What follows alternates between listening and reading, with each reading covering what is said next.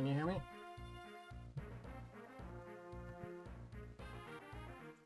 Wait. Shit, I can't get you guys on a separate audio channel again. Hold on. Alright, there we are. Let me try doing this again. Alright, can you two say something? Hello, hello. There you Testing. are. Yes, you're good, you're good, you're good, you're good. Hello, hello, hello, hello. Yes, testing Yes, and all that. You're very good, you're very good. You're amazing.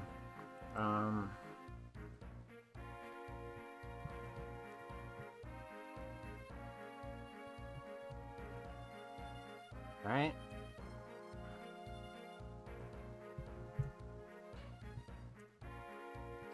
Hello everyone, we were talking about taxes. Kirby, hello Vincent, how are you? Kirby does his taxes to luck, and the whole shtick about how, and this is exactly what Emmett was talking about before we properly got started, of, government knows how much you owe, but it's up to you to still, figure out how much it is, and that's the... Emmett was depressed because Emmett has to do his taxes.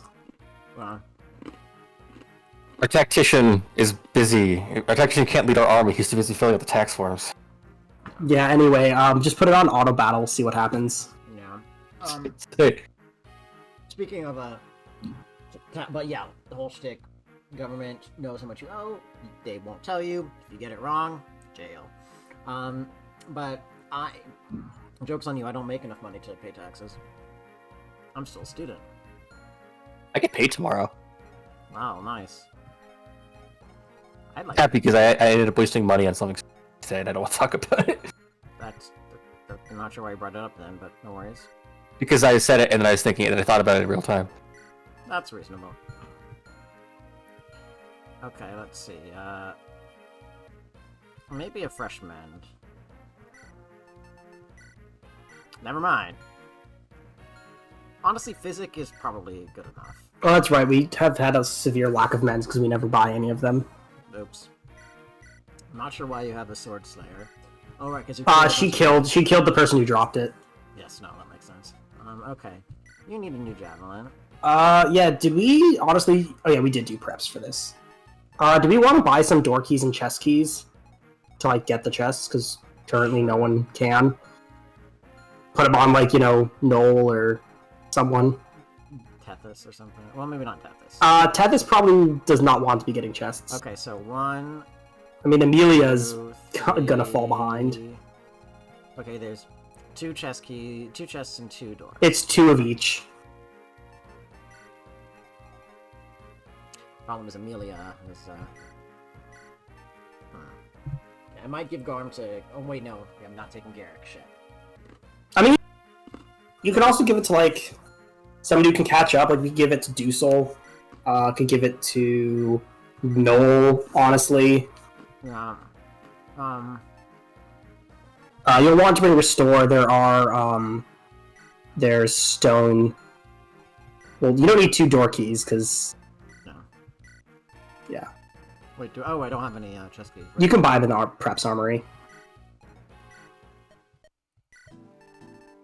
It's something you get to do with this ROM. Normally you would have to, the route split patch, normally you'd have to bring a Thief or something.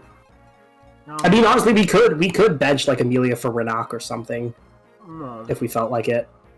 But I think it's easier just to abuse the patch and just buy chest keys and door keys. The memes, Jack. What are yours? We need to do it for the meme. Also because it causes Axor pain. Okay, It's fine. I'm busy kidding. juggling everything right now. Anyway. I'm kidding. I'm not doing it because it causes you pain. I love you. I would not want to intentionally cause you pain. Sure. All right. No, I think these are the people we're taking. I really want to bring Garrick. I really do, but I'd have to bring Amelia. Just gotta. So yeah, Noel gets one, Amelia gets the other. I think that sounds good. I think everybody else is kind of ready. Yeah, I think they kind of have what they need equipped.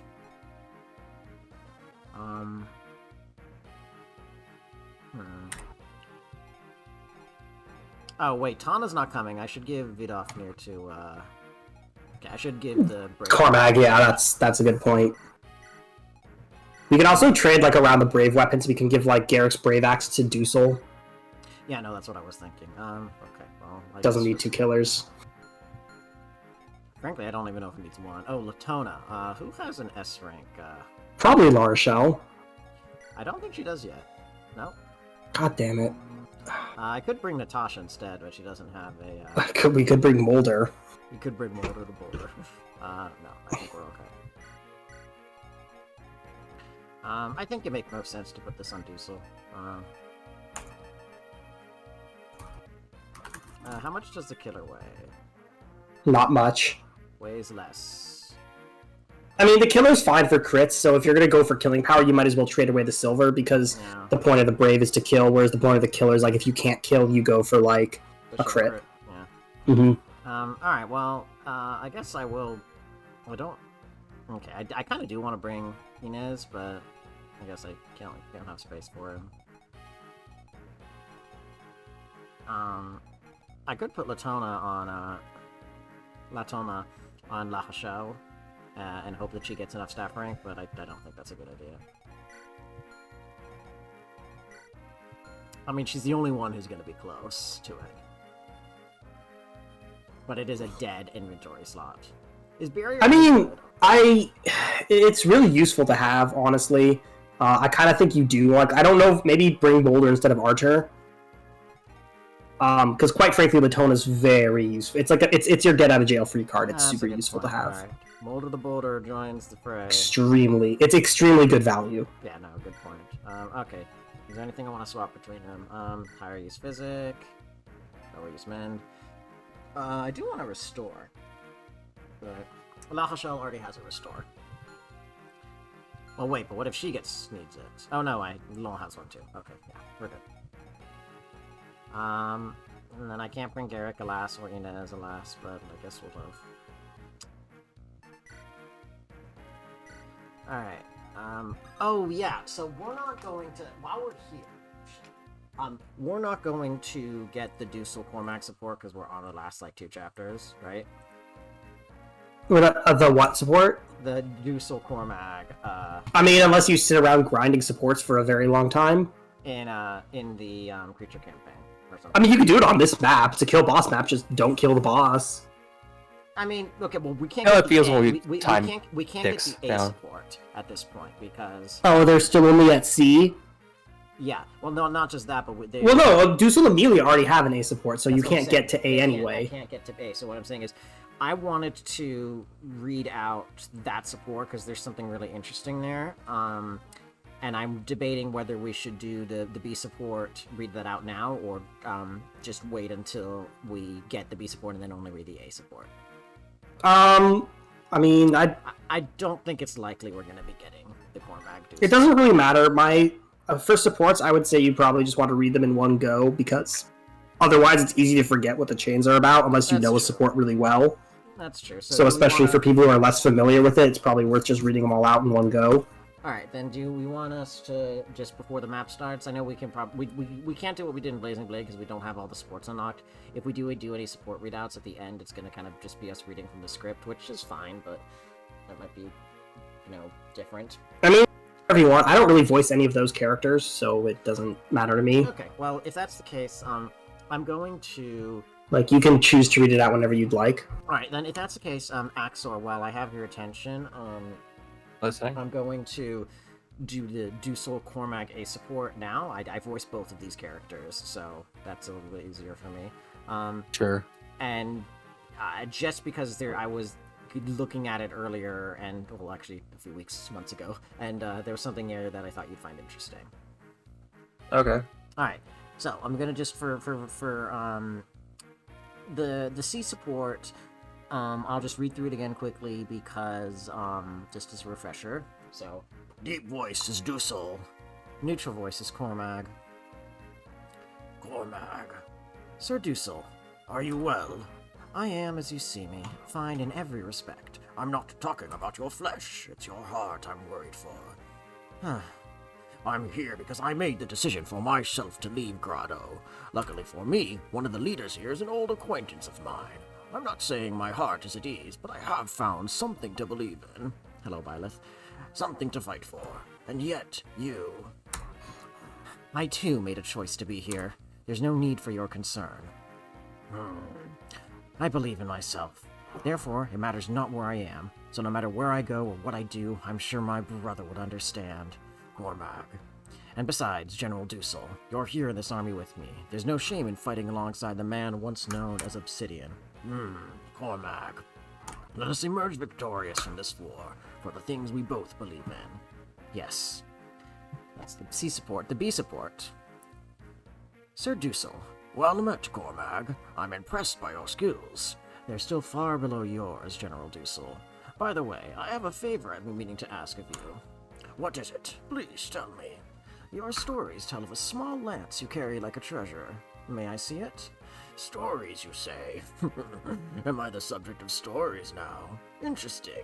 Here is the lance you're talking about. Examine it at your leisure. It really is. It's a Gavaleus. Oh, you've heard of Gavaleus, have you? You must know quite a bit about the crafting of weapons. This is one of Gavaleus's final works. I have quite a collection of weapons, but this is among the most beautiful of them. While it can be used in battle, I would never dull its shine with blood or dirt. If I ever use this lance, I vow it will be only in my own final hour. It shines as though it could light up the soul of its wielder. You're right. I would hesitate to stain its booty with blood, too. Ah, so you grasp what I mean. Cormac, you have a discerning eye. Thank you. And yet, I know that I will never be your equal, General Dussel. Come now, your brother asked to see this lance once as well. My brother? Yes, you two are so alike. His comments mirror your own almost exactly. Is that so? For warriors, our weapons are our lives. I'm glad to know you understand that. Someday you'll be a splendid wyvern knight to equal your brother. That's the end of the B support. And then this is the A support. This is the spicy one. Is this the one about the... Oh, I have a feeling, give it the Lance convo, I have a feeling I know where this is going, actually. So let's not, Yeah, well, that's why I didn't spoil anything. Thank you. Alright. Alright, Axor, this is... I'm listening. Okay. Cormac. This is Dussel, sorry. Cormac, I have something I want to show you. Here it is. This lance. What do you think of it? My, it has such power. It sends chills down my spine. I am not nearly strong enough to wield a weapon such as this. You think so? Merely holding this lance makes me tremble with dread. Not overly so, but enough to stop me from wielding it in combat. This lance. It can drive its wielder to madness. Madness, you say? Yes, Cormac. It's a magic weapon of dark design that's been in my family for ages. Legend states that the leader of our house must always carry it, but never use it. We are prohibited from wielding it until such a time as madness itself rules the day. It's part of my legacy, and yet I made a grave error. I allowed Walter to use this lance. You let Walter? Yes. We were in the middle of a battle. Walter had broken his lance, and when I wasn't looking, he somehow took this one. From that moment, he was changed. He killed everyone, even retreating men. I took the lance from him when I realized what had happened, but it was too late. Madness had awoken within Walter and was coursing through his body. From then on, he hungered only for blood and for battle. It's not as though Walter was a gentle lamb before, but now his appetite for violence increased many times over. It's all because of this cursed lance. That odd light playing around the point. I thought it looked familiar. It was Walter. It's the same light Walter had in his eyes on the battlefield. Walter's insane because of this lance. Sir Dussel, if it please you, would you let me have this lance? What? You? But... Are you worried that I will end up like Walter? No. This lance. Someone needs to master it. It's just a feeling I have. A weapon is only as good or evil as the man who wields it. In the hands of someone just, it can be a righteous weapon. In the hands of the wicked, it's a danger to all. Believe me, I have not been seduced by this lance. I really want to see it used for the purpose for which it was forged. I understand you, Cormac. I'm going to let you have it. I have no son. I had not yet decided to whom I should pass on this legacy. Now I see that leaving it to someone whom I trust and believe in is best. As with me, your admiration of weapons is balanced by a healthy respect. You also have a good eye, and you possess tremendous strength. The day you are able to wield this lance may not be far off at all. If the bandits in this lance can be tamed, it may very well be a weapon without equal. I never had the courage to wield it, but I would love to see it used righteously. I am entrusting it to you. I hope you will use it one day. I accept your gift, Sir Dussel. I would receive it once this battle is finished and our hearts are calmer. If I were to take it in the heat of battle, I might become Volter II. It is a possibility that I cannot dismiss. Yes, Cormag, I see. I'm counting on you. I look forward to the day I can see this lance wielded correctly. Understood. Until that time comes, please try not to get yourself killed, General Dussel. Ah! And that's the A support. Oh, so Vulture basically was cursed into madness by a chain-killing lance. Yeah, I just thought that was really interesting. He was basically kind of already crazy, and this just made him worse. It's basically just a devil lance or something. It's one of those weird things where, like, GBA-era games will hide, like, really important stuff in supports because they had nowhere else to put it. Because you can't just have NPC conversations. You can't just. Well, you can actually. FE9 and FE10 really improve on this.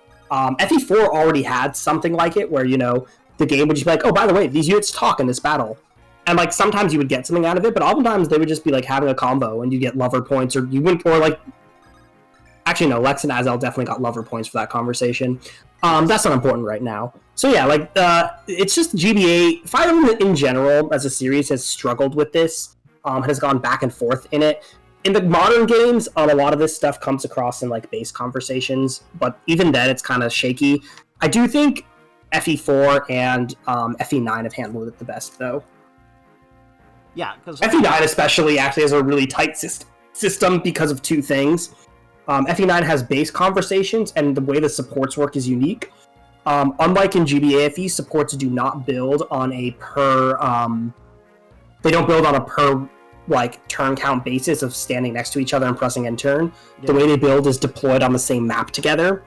So let's say you're building a support between Ike and Titania, and it's basically to get C support, they need to be deployed together on 5 maps. So this means that the game has a general sense of progression for where you are when writing supports, which doesn't always come up, but it can come up. Which is nice for some. It's nice for some of them. Right, exactly. So it's and that's why I think FE9. I agree with the tight system. I do like FE4s a lot though, where it's like also very linked to the actual chapters. FE4 had pretty much everything in FE4 was extremely relevant to what was immediately going on. So it was definitely very good. Yeah. FE4 also did a really good job of, a lot of them kind of made sense. Like, it makes sense that you would want to talk to the guy who made a big deal out of, releasing Edain, talk to her, with her, kind of stuff. Yeah, the game just tells you. You can just look it up. Oh, sure. I have a slight question. How many FE games actually has monsters in them? Because I think about half of them don't actually have mythical things in them, besides one or two thing of a dragon. I mean, most FE games don't. Genealogy does not have any. Besides, Gaiden does. FE4. I mean, FE4 has the Dead Lords, but they're not really monsters. Okay. I think undead people are a bit different because I think necromancy is a bit different than just monsters. Yeah, so I mean, most games don't. As far as I know, it's just Gaiden. So Gaiden and Echoes, so 2 and I guess 3 houses, 13. Yes, 3 houses does, Fates does, and Awakening kind of does. Those games kind of do. I mean, just use the Brave Axe, honestly. I wasn't sure. I thought these guys have lances in mind. Oops. Okay. Well, I'll just do a. I was just curious because it's like. I guess this just comes to the modern thing of when it basically became where they started just needing things for extra maps instead of just people, which I guess varies. Because it's like... No, I mean, it's more just... It's not common in Fire Emblem settings because of just how the plots are, which tend to be like... I mean, the original plot of Fire Emblem, which a lot of games follow in one way or another, the Marth plot is a prince has been exiled from his kingdom, and usually there's a big bad involved. There's a legend of old heroes, and the prince needs to go and defeat, whoever kicked him out of his kingdom while getting more powerful, getting a motley crew of allies, and usually retracing parts of the legend, be that actually retracing the legend or be it getting, like, the holy weapons. Most FE games, not all, but most, to some extent, follow that. You can think of, like, 9 and 10, which kind of don't, but I guess... the medallion says hello. Okay. That's different than being banished from... Okay, I'm saying, like, yes, that's part of it, but I'm saying the whole thing. Story, you just don't follow the prince. You follow the main character who is tagging along with the princess who's going on that journey. Again, like, Fire Emblem shakes it up a little bit, but it's... Fair, because I just don't remember Ike's story being like that, because the medallion's a thing, but it's mostly about... It's about other Alencia. shit. Yeah. No, it's about Alencia. Like, FE9 is that story. FE9 is Ike's mercenary company, finds Alencia, and then does the whole gotta reclaim the kingdom thing, but it just so happens that your playable lord is not the one who's because he gets reclaiming it. I figured... And don't get me wrong, Ike is an awesome character, and he's much beloved for a reason. But again, I like Fire Emblem, right? I like its stories, I like its gameplay, and it's not formulaic, but Fire Emblem as a series does have a strong through line that it has a list of staples. It has a list of staples. It always does, kind of thing. Oh wait, these guys dropped cookies. Whoops. That doesn't matter much. There's a reason archetypes is a term. It's because they tend to reuse character types and story beats. This is not meant as a criticism. Right, it's just a fact, and it's fine, and it helps it be a recognizable series. It's important to do that. It's why I think Awakening is the one that they're trying to, like, where you grab people with is, like, it's intentionally meant to be, like, a callback to the first game, but, like, in a weird time travel way. Well, Awakening is the series was dying. Hero Phantom. The Awakening was the series was dying, and they needed to they needed to revive it. My game is dying. Publish a new game to make it die faster, kind of thing. No, that's not what it was. It was, Awakening was really the last gasp for the series. If Awakening didn't do well, like, they were not going to make more Fire Emblem. So they really just went crazy. They brought back a bunch of things from old games, like the child system. They didn't know what made FE popular, so they did a bunch of stuff. And Awakening ended up being popular. So and they made Fates, which just sold well, but was not, like, that well in some places. I want to make a clarification. The term Hero's Journey was thrown around. That actually refers to a pretty specific narrative Hero of Many structure Faces, yeah. That it's overused up the wazoo, but it actually refers to something extremely specific, and thus it doesn't wait, let me finish. It doesn't just mean, hero starts off bad and kind of winds up coming back out on top. It really does. Oh, it's a very specific cycle, but most stories do follow that cycle. I believe the specific cycle is, like, the hero... I don't remember the start, but it's basically a plot line of, rising tension and action where, like... Well, I could look it up, but it's like a specific four-step... It's like a specific four-step journey with, like, very clear delineations. Erica got defense. And strength and speed. The insane Erica level up.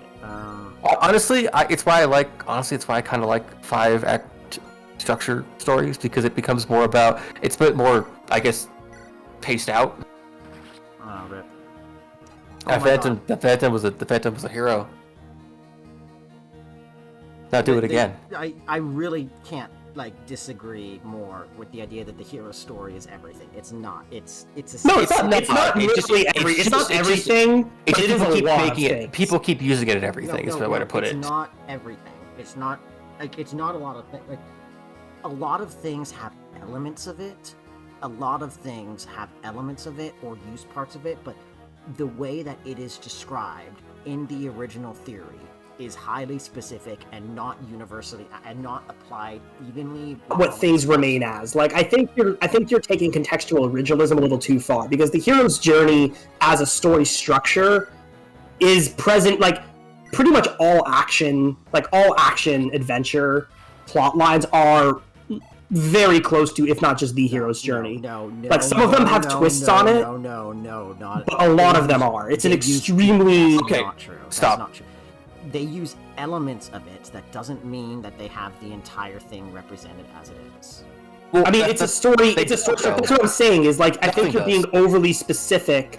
I think you're being overly specific to the original work that it's from. But I think the construction of the hero's journey as a cycle is not limited to that in its usage as a literary device. I also want to say it's more of people use it as a framework, or more of like what they know, but pop culture wise is used as a framework. Right, exactly. People use it unintentionally, and it's completely. A lot of people use it everything as in more of they use it as what people just know as a story structure to be, and not actually what they're referencing. Well, again, there's a reason I limited it in genre, because, for example, a drama or a mystery, they're not really necessarily going to follow the hero's journey. But like a fantasy plot line is much more likely to follow something like that pretty closely, just because of how older stories and older media that people read and were influenced by may have used it, and so it just keeps passing on that way, if that makes sense. Yes, except I disagree enormously. Like, I'm not trying to be originalist. I'm saying that, I think you're being too broad in its application, to put it bluntly. My problem is it is used quite broadly in application. That doesn't mean it's being used correctly. Yes, it's not about being correct, it's that people keep using it, even if they're doing it poorly, but look how many things are poorly done nowadays anyway. Something being used poorly but everybody does it that way does not mean that we should just accept that that's the way it's done. Just because it's... I mean, when you write a story, you can, do things differently. Okay, let me say this. I feel like, I don't know if what Emmett intended being that, it's used all the time in a cynical manner, or just that it ends up being like that. Because to my sense of it just ends up being like that, and not that it actually is intentionally used like that. Yeah, no, I agree with that. It's a natural consequence of, like I said, media builds off itself, right? So when older sources of media and older things use that, more artists build off of that. That's what they read growing up. That's what the media they consume, which informs their own decisions as artists and media and so on and so forth, right? And it builds on that. And so then you get a bastardized version of what they were working with, right? Like, what's that old joke that there are only 10 original stories in the world or something? It's obviously that is obviously a hyperbole, but that's the thing, is media builds off of itself. And that's kind of where I was going with the hero's journey. Is people don't know they're using it, or parts of it. They don't understand it because they're building off other works. And eventually someone knew what they were doing, but you have to go back a bit. I get that, and I'm agreeing with that. I was only objecting to the term hero's journey as the narrative structure, is that is all of those stories. They're using elements of it. That's fine. I know that. I understand that. I understand they're using elements of it. Oh, okay, my inventory is full. Well, shit, actually, that's a... I mean, I can tell you what basically...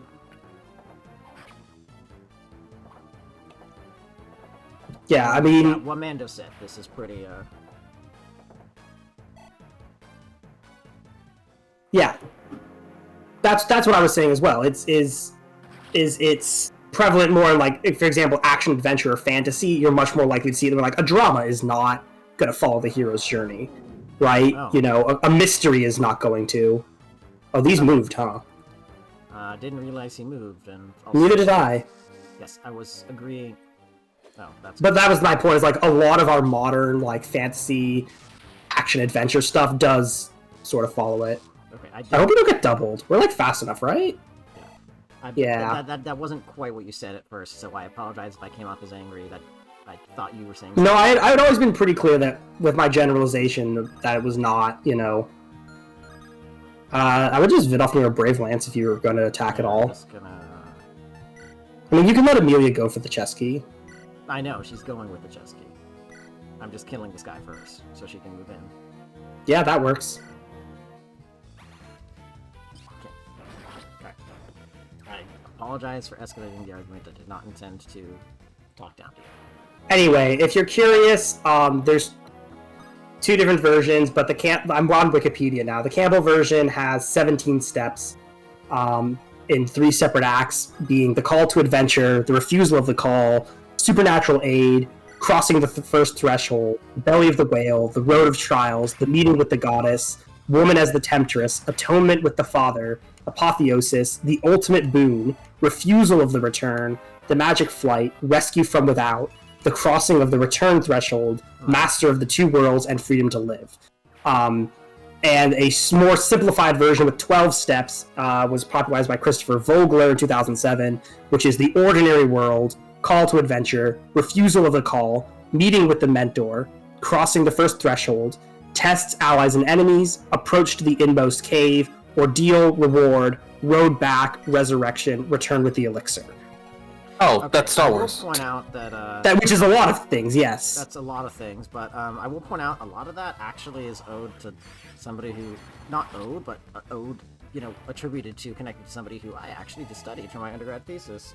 Is it Hero Campbell? Is it the guy who wrote the Hero Many Faces? No, it's pre-Campbell. It's a guy called Vladimir Prop who basically wanted to try to come up with math equations for not math equations. He basically wanted to make, he called them functions. He was applying it mostly to Russian folktales, but it's actually functions is a type of, I think is a type of math, but it's basically just math philosophy essentially. He wanted to find functions that would essentially be, I guess, indexes or catalogs for all of the different things that could happen in a story. And he was specifically focused on Russian folktales, Slavic folktales. But I tried to make an argument in my thesis of its application towards narrative structures in more generally. And it's a lot of what you're talking about, of kind of the plug play. Well, that sounds weird, but I'm trying to remember. It reminds me of Baba Yaga, but also like Vladimir. Was it Vladimir the Immortal, who like the guy who put his soul inside of an egg? I forget. That's an interesting story. I don't remember it. I don't remember his name. For that dragon, can Mer reach if we dance her? Yeah. But I don't think Tethys can reach. Yeah. No, wait, no. But Mer could reach the dragon if we dance her. Mer can reach. I think. That might be worth it because I'm not sure if we're gonna be able to kill the dragon well. Though we do have we might have been too overzealous on opening the door with this few.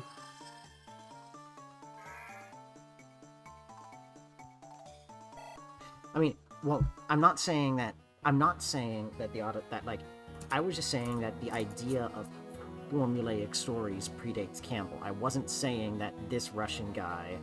Oh wait, no, Vincent was talking to you. It's not to me. Sorry. Whoops, I misunderstood. All right. Oh, we double and we die. Anyway, that's unfortunate. I guess we're not doing that. Wait, hold on. I don't have a backup plan.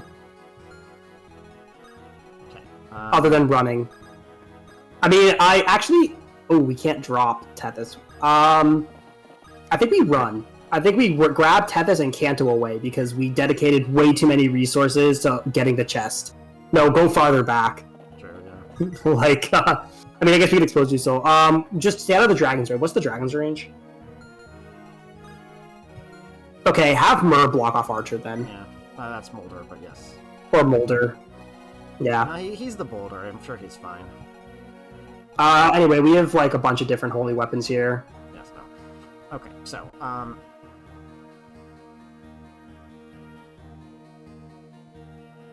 yes, the Odyssey, a very small amount of the Odyssey is actually, the journey itself. Yeah. The majority Honestly, I prefer the Iliad. I did not find the Odyssey that interesting. I mean, I found it interesting, I just much preferred the Iliad. Much more interesting to me. The majority of the Odyssey is the framing device of Odysseus getting to the island, I don't remember its name, the island next to Ithaca that he, gets help from, and then, the whole, oh yeah, I'm back home, I gotta deal with these suitors, trying to bang my wife. I just want to go home and bang my wife. I think he spends a pretty good amount of time with Circe as well, if I'm not mistaken. I mean, yes, but I think that's part of it. They do. But what was I thinking about? There is the thing of, it's also the only showing where Athena actually is seen as a benevolent god, actually. No, that's not true.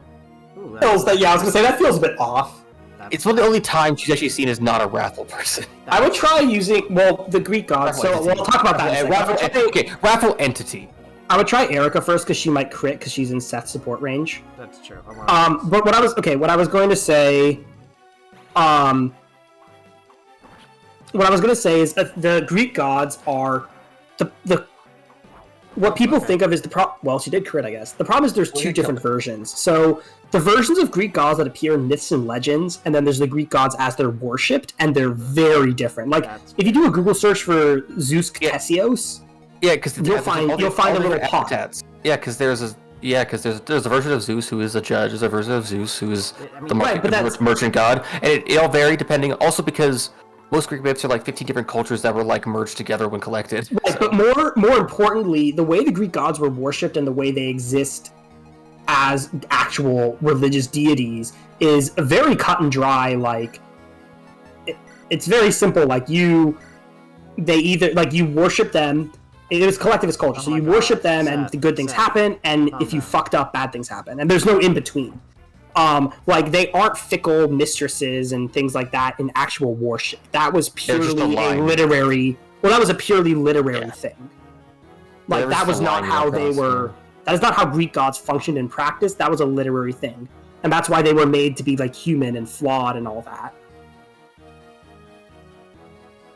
Is because again that's purely literary, but as religion was actually practiced, that was not a thing. Also, again, not standardized. The religious practice was absolutely not standardized. No, yeah, because it was not. I wouldn't assume like Athens be the same as Crete. No, not at all. It was not even remotely practiced. Different versions of gods were worshipped. Different practices existed. Women's practices existed that we know jack shit about because men weren't interested in writing about women. And also, sometimes the women were not interested in sharing it at all. We're talking about like the mysteries. Oh, that's a crit. Oh yeah, the hidden cults. That was a crit. Yeah. Yeah, there are some hidden cults, and there are also just cults that weren't hidden, but men didn't write about them because they were winning. There's a writing of a guy who tried to sneak into one of these cults. Yes, which is how we know about it, because a man snuck in and wrote about it. Yes, but the ancients were nothing if not really sexist. What I was gonna say. They were so sexist it almost becomes like a thing where it's like complete alienation unless it's like actual like misogyny. It's so weird. Anyways, what I was gonna say is that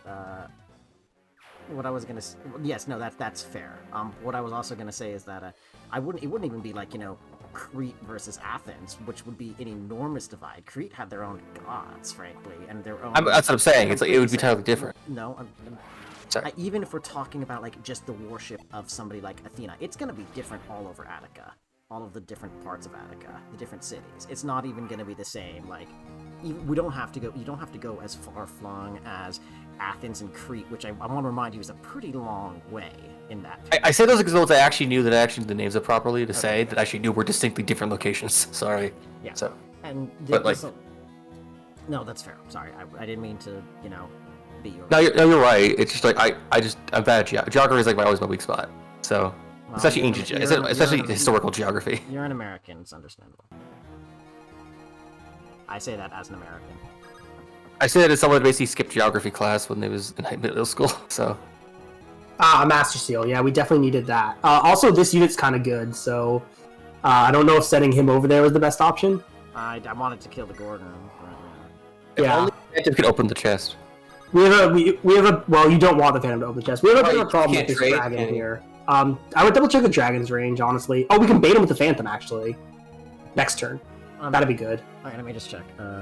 Yes, the Greek Pantheon was not standardized at all.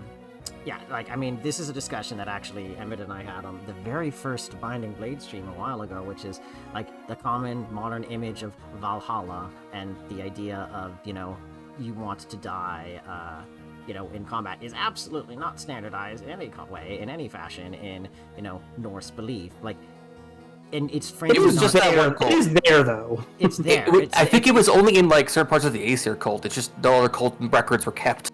Well, no. Yeah, I mean, the records are really spotty, unfortunately. Yeah, that's... and even for the ones that we do have, it's very spotty. We also have only... I think it's also certain time periods we just don't have any record at all. Yeah, well, so. The point of what I'm trying to say is that... hold on, who's missing HP?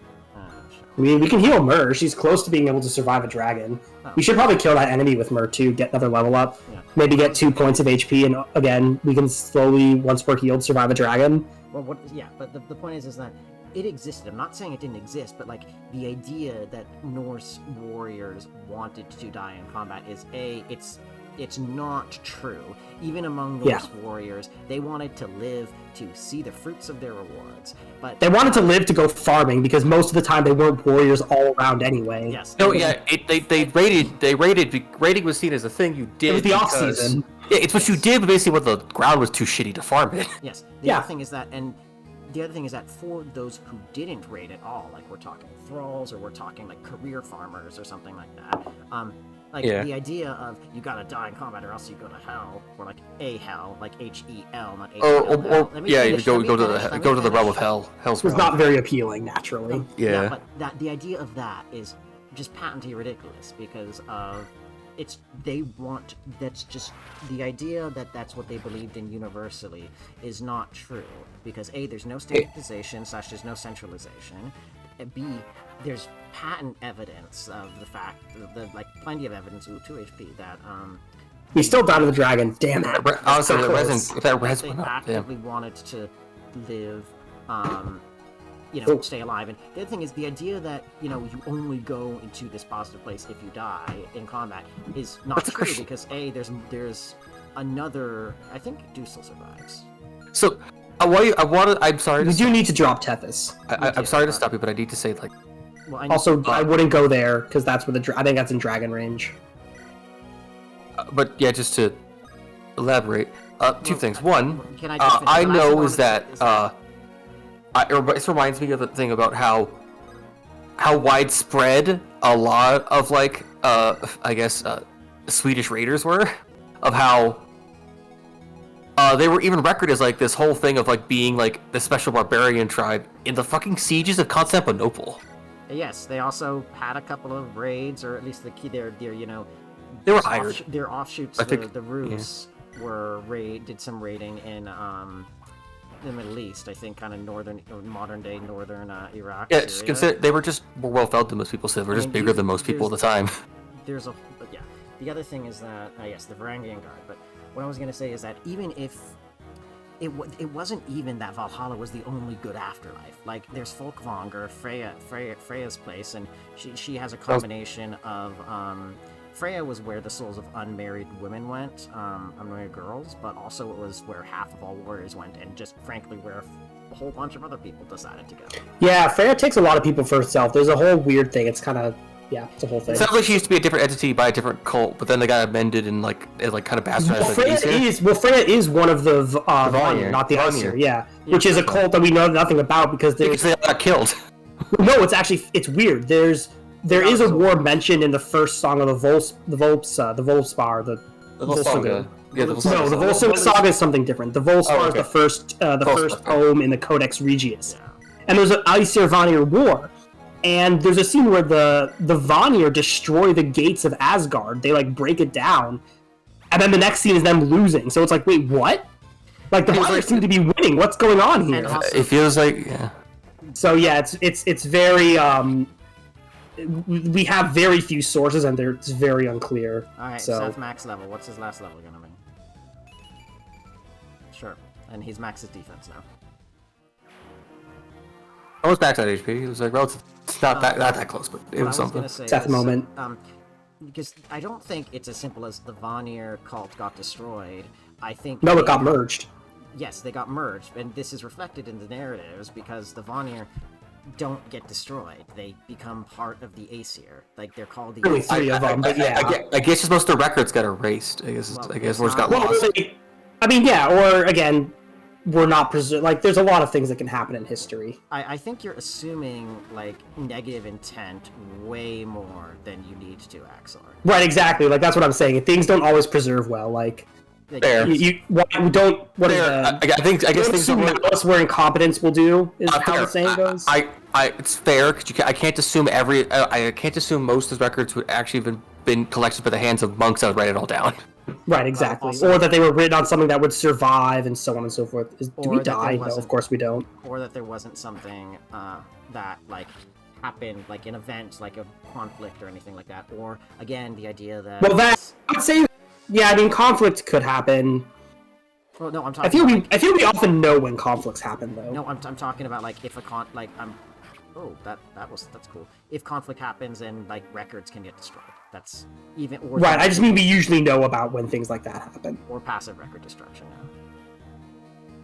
Yeah. My own mic is apparently 40% of your guys's. Okay, well, I'm trying to. That's not right. Yeah, you have been a little quiet.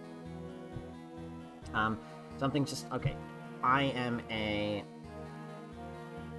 I know preservation. I absolutely know that things just passively decay. Like, there's not negative, like, there's plenty. Eat lots of things. Also, listen, I don't think people back then had an idea of Jesus like, Christ, people, can I had an finish idea a of, single like, how to fucking like keep thought? things in a climate Axor, control you are room. Axor. I'm trying to talk. So I couldn't hear you. I couldn't hear you. Okay, is the reason why you just never let me finish any fucking No, sentence? you actually that are can't really hear? hard to hear sometimes. I believe you probably just could not hear you at all. Okay, yes, this is Elfrin's set of face. Okay, what I was gonna say is that, yes, not even just moths eating things, like, things have inherent vice. Like, things, like, parchment is made up of animal skin that inherently wants to degrade because it's not treated, and it will degrade over time as it's not treated. Paper will do the same thing for different reasons.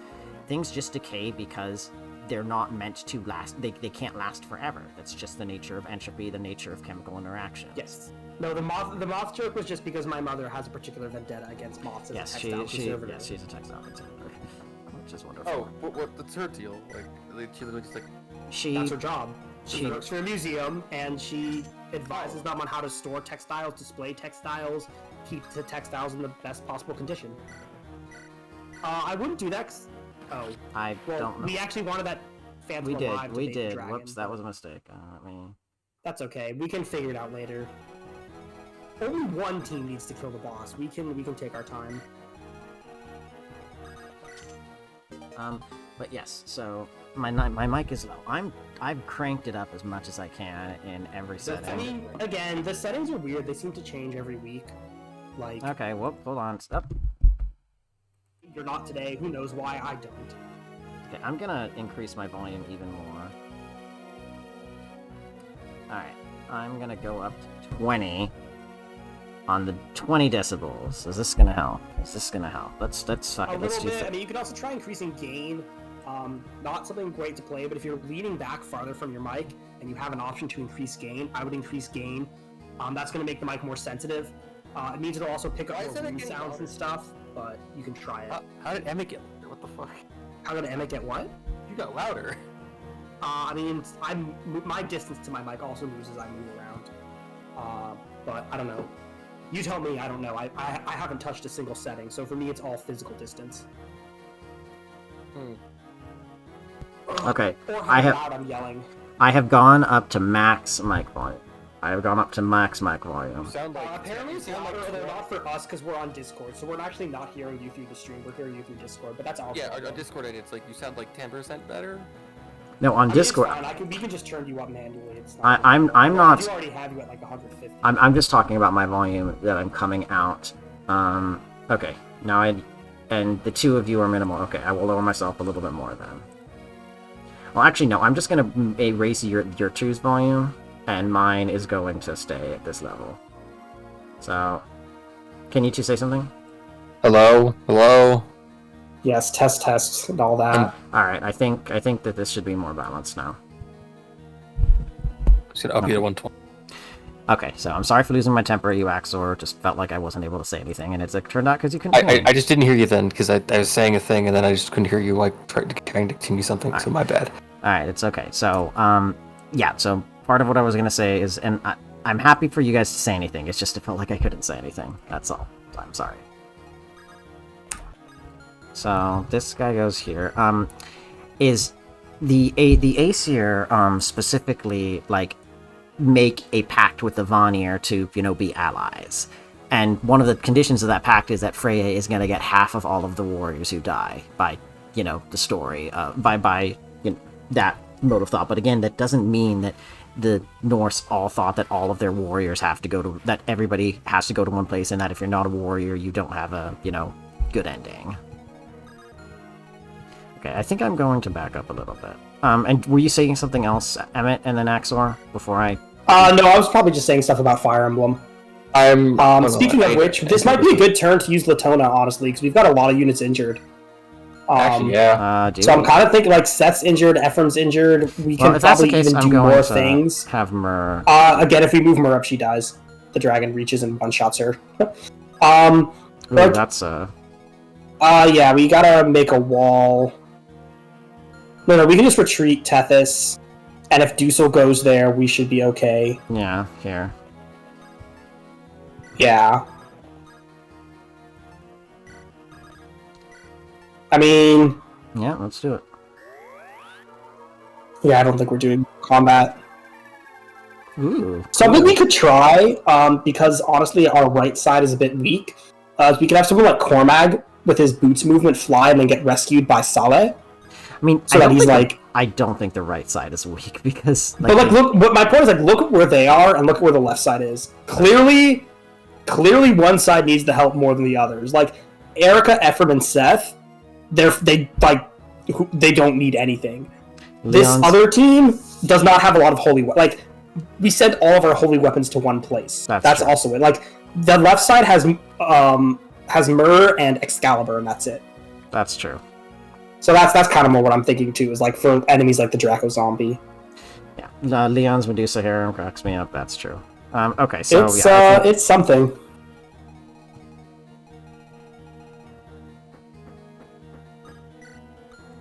The last thing I was just going to say on the Norse front is just that the root of this was the conversation about Greek gods, and I think we need to assume less standardization than we often do. We need to assume less centralization. Also, the understanding that for a lot of ancient cultures, the myths and legends are not how worship was going. Yes, exactly. Which is in fact also the same for Norse mythology. It's very true for Norse mythology. Yeah. So like, a lot of ancient cultures had that, where their myths and legends did not have any basis on worship. Oh, ooh, is Mulder dead actually? I mean, it's a concern. I could move. We could do that. We can move Myr here. Yeah, that because I think Saleh is fine. I would equip Saleh with Excalibur, honestly. He already has it. Yes, he's gonna get attacked, but hopefully he'll dodge because he has +5 speed. He already has it equipped.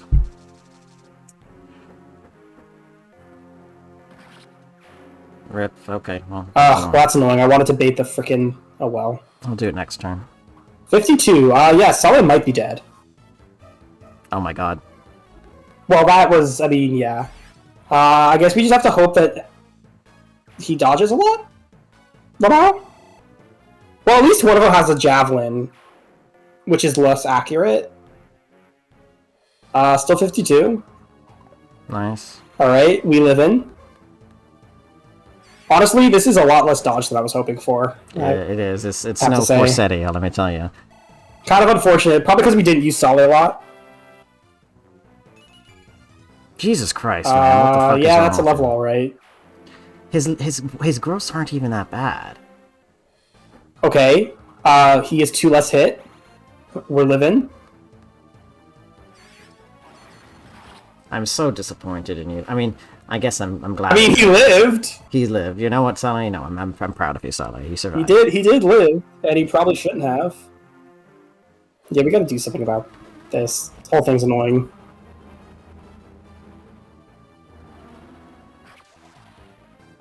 I mean, I could have just La Hachelle, like, barrier her and make her tank it. Yeah, it's just like...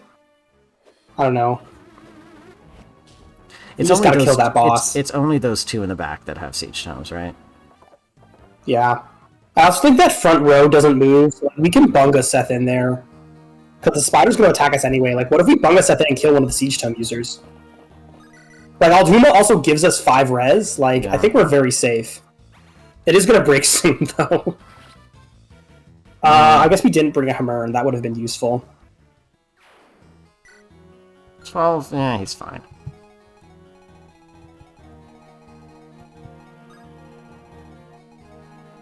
Okay. Shocked that she,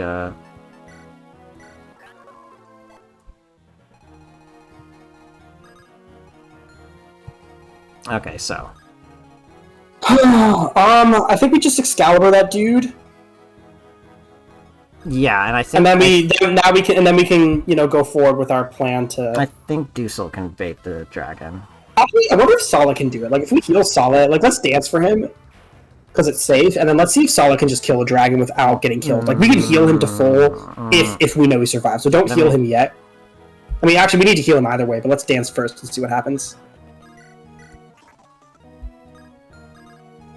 I mean, Like, what's the combat look like? Do we need to if we were, I think he takes 37, 32. Yeah. Okay, so yeah, Sala can safely kill the dragon if we heal him.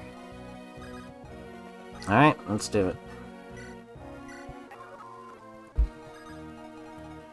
As long as we don't put him in range of anything else, because he'll be at 2 HP. He's not going to be in range of anything else. Like the shadow shot, right. Those Quigley move far. Like that's true. Let's. Okay. Okay, so yeah, you need to. Can Cormac rescue him? Okay, good. Yes. Then we're fine. We can just rescue him out with Cormac. Okay.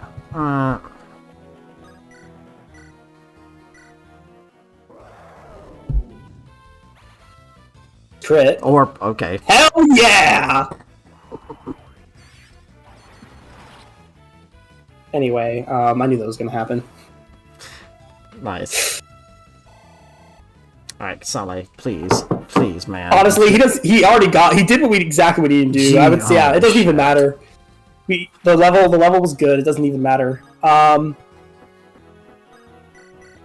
then Dusel can drop him. Yeah, this is honestly fine. Like super. And now Mur's safe to like game again. Mur gaming. Okay.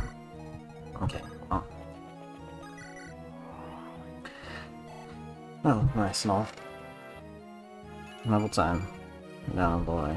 Like, I expect those level ups from Noel, not from you. In theory, our Noel's, I think summons should probably be better now.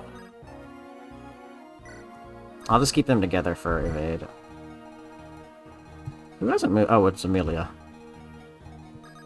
Well, you're not doing much this map, sorry. I mean, at the rate we're going... I'm sort of quiet. I was writing out a thing that I'm running tomorrow. I just finished it, so... All I'm running from tomorrow is my responsibilities. No, I'm running a tabletop game tomorrow. I know, I was making a joke. That's fair. I just gotta go help people we gotta go design cards for card games. Games on motorcycles? No, card games on tabletop, actually. Card games on motorcycles. Why? Seth, stop getting hit! I mean, just, the better version is dark cards. And everyone chants it together like it's a fucking cult chant. It's great. I mean, you know where the card games on motorcycles I do, and it's because the dub is really bad. Like that gag, I think, ruined the reputation of the series to so many things. I didn't watch the series, so I don't have to worry about it. I think it's also Stone. Interesting. Oh, that's a lot of eyes. Amelia. Unironically. I mean, Erica doesn't have 2 range, so I don't think she wants to do that. Probably should have brought Pure Waters. I'm gonna do that at the... Well, I have La Rochelle. She can... Well, La Rochelle doesn't want to be in range, though. Just check her res. Like, what's her res? Amelia's got, like, 13 res anyway. 11. Wow. And those enemies have how much attack? 35. They have 35 attack, so she's taking 24 damage per hit. So she gets, like, 2-shot, but they only have 93 hit, and Amelia has... 68 avoid, so they have hit rates in the 30s. Should be pretty safe, honestly. I'll save that for later. Assuming that works. That's a big assumption, but I say we go for it. Well, I'm putting these guys here to bait the doggies. Yeah, those guys are fast and annoying. Okay, Seth concerns me. We just physic him. Or we elixir. Oh, we didn't put an elixir on him because we had hubris. I think killing the stone guy is honestly more important. La Rochelle's there. La Rochelle does not. The stone one's the bottom one. Although it does mean we're in range of the other stone one, but like, I guess we could kill the other shadow shot. Kind of up to you. I think that's more important. Don't do that because you're. Well, because we're fighting Lyon. Nope, that was not what I meant to do. Let's not do that. I'm reloading that one because that wasn't intended. Probably was easier to heal him before, but that doesn't really matter. I mean, I think I'm gonna Latona. Why? No one's injured other than Seth. I don't think she was gonna reach, actually. What's her? Yeah, I mean her.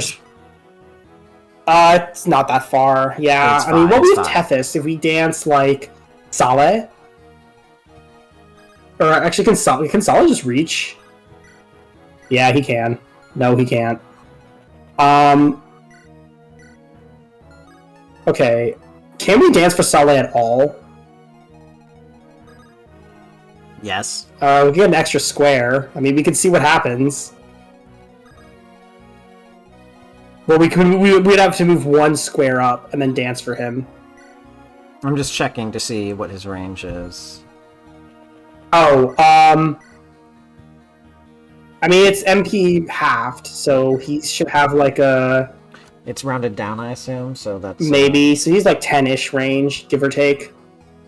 So let's say... So, well, don't confirm. The way to count is move him. 3, 4. You can move him first.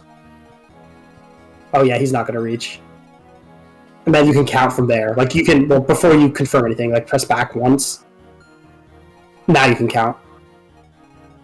So, like, 1, 2, 3, 4, 5, 6, 7, 8, 9... 10. Okay, 10. So if I had... Okay, yeah, even if we were danced once, it wouldn't help us. No, but wait, I could do it from here. Yeah, that might work. Well, you have to get danced. You need the one square that dancing affords you.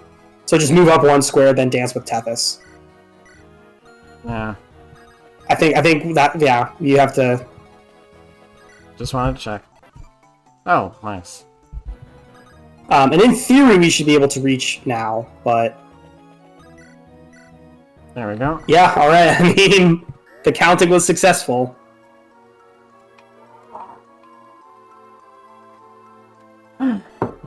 So, the... Yes, and if we're talking about the difference between, like, things as worshipped and things as they are in stories, the other thing that kind of comes to my mind is, I guess I'll do Brave Sword, because it's most likely to hit. Yeah, that's fine. Although maybe Myr should be doing that.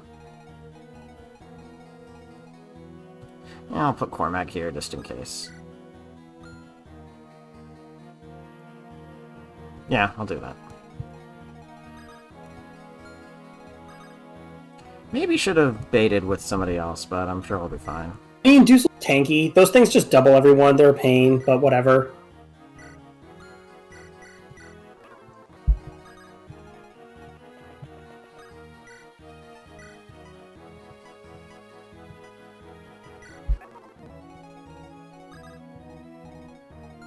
Yeah, these guys don't move, you said? 3 in front? No, I don't think so. I think we run away from those eyes, and I think we have Amelia deal with it. I mean... Because just dodge them out. Oh, yeah, never mind. I mean, everyone has a lot less... Everyone has a lot less dodge, I think. I mean, no, but he's gonna kill them. She won't. I don't think they're that tanky. You don't think Amelia kills with a hand axe? She has 21 attack with the hand axe equipped, right? Yes. Yeah, so 21 attack.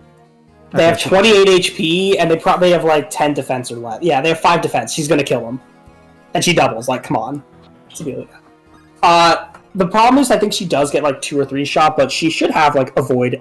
She should have like they should have like hit rates in the 30s on her, so I think it should be okay.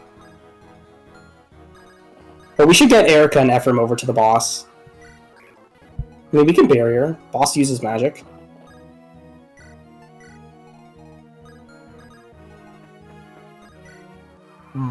My thinking is, but yeah. So thank you, Emmett, for specifying, clarifying the difference between stories depicting, them in a literary context and how they were worshipped. Why are they going for Seth? Because they can. I don't know why they're going for Seth. I don't know why anyone would willingly choose to attack Seth over any other unit on this map. Alright, let's see it. Yeah, alright. That's about what I thought. Just dodge them out. Don't get hurt, forehead. Anyway, this is why we turn off animations at the end of the game. Yeah. We'll be here. We'll be in this enemy phase a while. Fume. Turn on hyper time mode. Yeah. I mean, it's fine. Just Okay. get used to seeing these animations. Is it possible to deal 0 damage to Dusel/Cormag? That might be true. Although, I guess if they were doing 2 to Seth, but Seth's defense is actually pretty high too. well, yeah, except I mean, Dusel has high defense and Cormag has Vidofnir equipped, so... even then, I think Seth's defense is higher than Deuce's. No, it is higher than Dusel's, actually. Maybe they saw that they didn't get doubled, because Deucel has a Brave weapon out, right? That's true. So probably they saw that they didn't get doubled, because they're really fast, so my guess is Seth probably doesn't double them. I'm happy Amelia ended up having just enough strength to be able to kill all these eyes. It was all planned, it's all calculated. Also, they have 5 defense. This one doesn't now. That's impressive. This must be the leader of the bunch. I think it is. Just crit now. She crit earlier though. I know, the crit again. Sag. Whatever, we can kill him with something else. Maybe she can get enough. The AI has been horrendous this game. That's an Amelia level up, although that's a really good one. Everything but strength, seriously. Everything was. Amelia truly is one of the greatest units of all time. She truly has no muscle growth. It's all just in her legs. She is a small child. Cut her some slack. She's a small but she's child. faster than a man on a horse. Yeah, because she's lightweight. She's a small child piloting an armor mech. That's what she is. At this point, yeah. I do love GBA general animations. They're so heavy. They're good. They're good looking. They got a good unit feel. But shame they are kind of bad, unless your name's Oswin. I'm remembering. Yes, Oswin is the MVP. I'm remembering just. Is that a? Uh-oh. That's unfortunate. Fortunately, I think we can remedy this since we have all of our units here. We have restore staffs. We do. We just have to get there, but we can kill most of those enemies. I mean, we can kill most of the enemies pretty easily. I think there's another solution. It looks like Erica, Ephraim, and Saleh are all pretty close in range, and Mur. Saleh can rescue.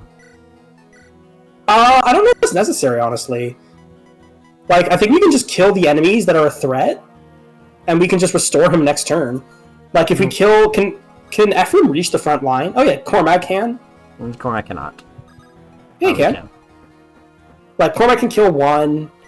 Erica or Mur can kill one. We can just kill the enemies that are a threat, and then we can just restore him next turn. We'll kill with Cormac, because Mur can also kill one of the other... That's true. No, yeah, I forgot. I mean, basically, we want to kill all the Gorgons. Those are the only the actual threatening units. I wanted to finish my thought. So, I think the thing that you're talking about with respect to the hero's journey, elements of it being used and not used, is much more present in the work of this guy, Vladimir Prop, in the use of individual, storytelling functions as part of, the formula, the mathematical formula of what you can plug in. Why did that not have an animation? Maybe because they had something weird equipped, I don't know. Alright, there we go. Individual story beats that can be, plugged and change depending on what you're going for, but depending on what elements are being used in the story. Actually, this is a problem because we don't really want to be in Lyon's range, but we don't have... Can Solid do it with 1-2 range? Okay, what if because we're not an under threat... I just want to kill the Gorgon that's about to attack Seth. I mean, she's not going to die. No, but what if Erica... Actually, I have a plan. What if Erica goes, rescues Mur... No, rescues Mur and then cantos to the right, and is out of range. Well, wait, no, finish your thought. Yeah, and then Sala kills the Gorgon, and then you're holding Mur, but it doesn't matter because you're out of range. Oh, Sala can't reach. Sala can't reach. Yes. Where's our healer? Or dancer, I meant. Well, whatever. I guess we're out of range. No, I'm gonna do this. Because wait, I actually haven't checked what he has. No, he only has 1-2 range. He doesn't have 3 range. Okay. Okay, maxed magic, maxed res, 26 defense, jeez. Naglfar, oh, the nail ship.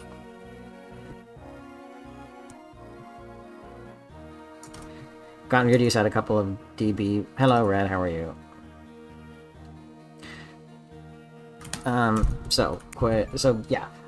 That's... I don't want to beat a dead horse, but yeah, Vladimir's props functions, I think, are closer to what you're talking about. That's all. I'm done. Okay, we're good. I was just talking to chat. I was saying that if we're talking about like the borrowing elements of the hero's journey, I think Vladimir Prop's functions are a lot closer to what you're talking about than the Campbell hero journey. Wait, he can step on the. Did you see that? Yeah, the phantoms can fly. Oh, okay. We've talked about that before. I forgot. Okay, but yeah, that's all I'm saying about. That's all that is to be said about Vladimir Prop and the functions. That's all. All right. Thank you, Emmett. Sorry about that. Don't know if you heard me. I did hear you. Okay. It's hard to tell. Oh, If you don't say Carkinson is anything. hard. Well, I was just I'm like multitasking. I mean, sure, why not?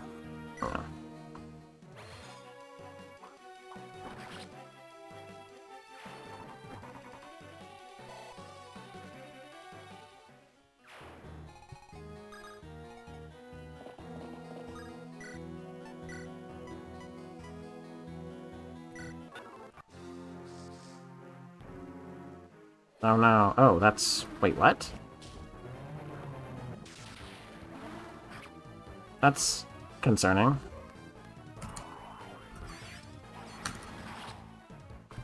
Okay, Saleh, please don't die. It might be that I need to get a new microphone. I've been using the same one for like 3 years, but it's been a really good 3 years, so I don't know why.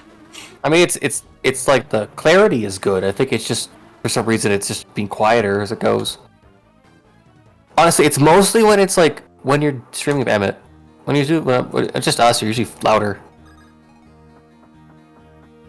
I mean, it also depends the day. Like, yesterday was really good, and today's not for whatever Oh reason. shit. That's a problem.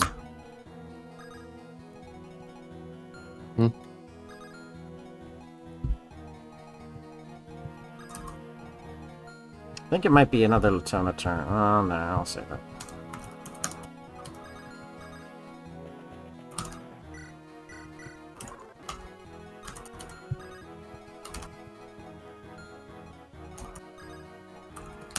I think Leon's got to go down this turn.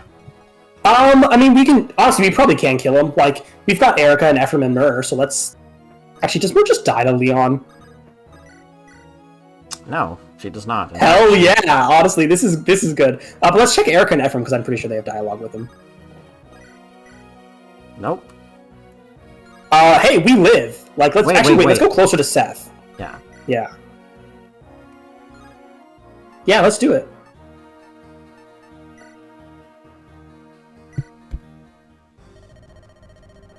I am the Demon King.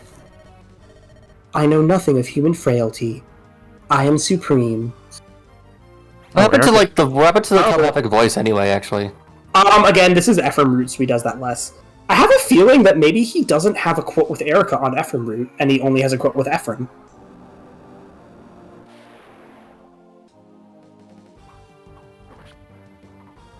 Alright, well when we do Ephraim, let's I wanna hear the music a little more, so if we could be quiet for just a sec. You know what, Myrrh, just get the kill here. Well, actually, I actually haven't checked what Ephraim does. Ooh, that's actually concerning. What is? Wait, I need to put La Rochelle in range. His defense aren't high enough. His defenses are too low. Oh, did we already bury our Ephraim? I don't think so. Yes, we did. Yeah, we did. Whoops. Oh, you can't be buried multiple times.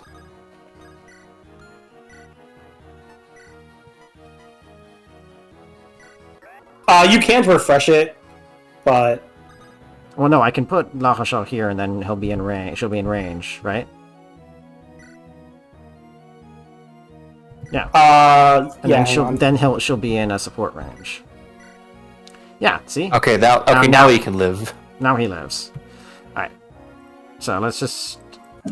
Let me just check. Is there anything else I want to do on this map? Probably I want to kill this Gorgon with Myrrh.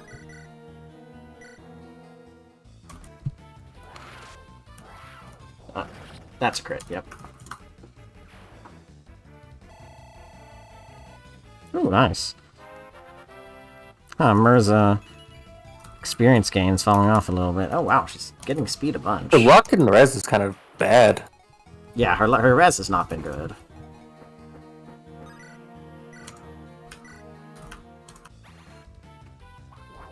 Kodak Nice. turned out to become a fucking war saint. He always was going to. I mean, yes, he's Cormac. I just think by the end of it all, it's just like he just turned out amazing. Cormac Good is no surprise. I know, it's nice to see it. But yeah, I think are we going for it? We are, yes. Yeah, get Molar killed. Why not?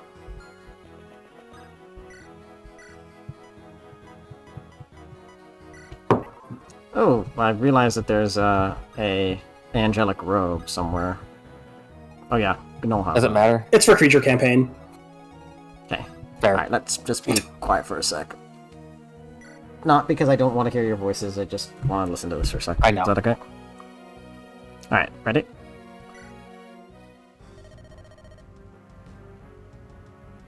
Or, once we're done talking. Okay. Tell me, Ephraim, do I look like I've grown stronger? The last time we dueled, I was too weak to test you. Why, I was so weak, I even lost to Erica. Ouch. I've sacrificed the lives of many good people. I've committed many unforgivable sins. The caring heart I once possessed died long ago.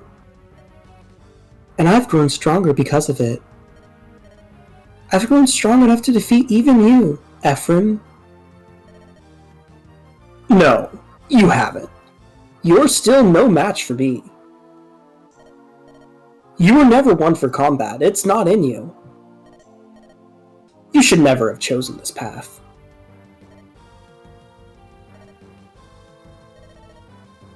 Here I come, Lyon. Crit. Do it. Sag. Nope. Oh, miss. Alright, miss. Choke.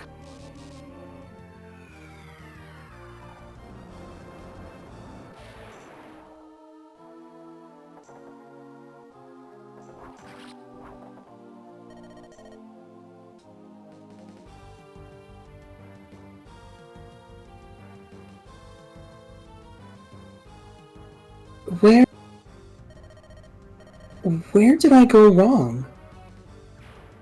Leon, I'm gonna say it's when you got the Darkstone. Just Yeah, probably. dodge.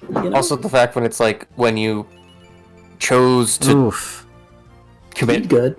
chose when you commit like world conquest and monster armies instead of like preventative measures.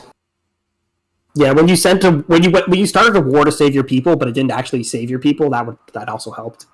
Especially when you summon the monster army and other corpses. Right, yeah, that. You two are I guess going that on. proves it. You two are going on about Radiant Dawn, huh? I mean, it was there, so might as well. Fair enough. I just didn't want to talk about it on stream because, we're not That's fair. playing Radiant Dawn yet, so it seemed like jumping the gun a I think bit. we'll probably get there. I really. I have problems with. I love Radiant. Radiant Dawn is up there for me with Thracia, with a game that I'm like, this game is fun in a lot of ways, but it's also a pain in others. We can talk more once we're playing about how the narrative structure both works and doesn't work, and some decisions I think they made. But I put a lot of it in the chat there, but we'll get there. We'll get there. You're too strong, Ephraim. Okay, hold on a second. Sorry. I've always admired Lyon. You know, Ephraim, I always wanted to be you. I wanted to be strong and handsome, with Erica always at my side. That's what I wanted to be. I had nothing. Don't be ridiculous, Lyon. Who was it that taught me history? Who covered for me when I stumbled? Didn't you see how I looked up to you? I admired your compassion, your wisdom, your thoughtfulness. Oh, Yeah. That seems so long ago. I did keep you out of trouble, didn't I? Thanks for remembering. See? You're thoughtful too. Leon! Wait! Don't close your eyes! I'm going to save you. I'll find a way. No, don't. Thanks anyway. It was all my fault. Don't look so sad. Come on, Ephraim, smile. Like you used to. Leon. Anyway, surprise, final chapter. What? This... Brother, Leon's body, it's... The time has come. My resurrection is at hand.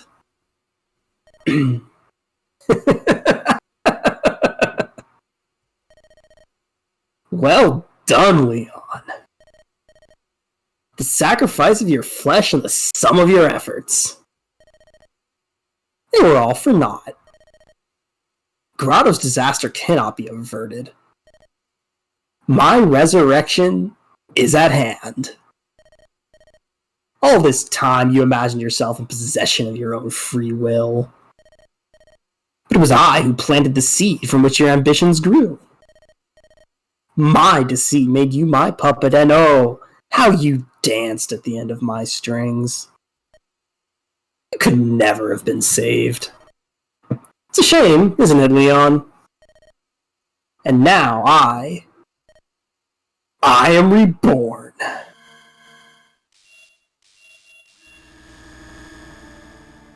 Hitting us with those GBA effects. Big fucker. Yeah. Demon King, you are responsible for all the misery we've seen. Leon, my friend, you're the one... Brother, this power, it's different. I know. This power is greater than anything we've ever faced. But none of that matters.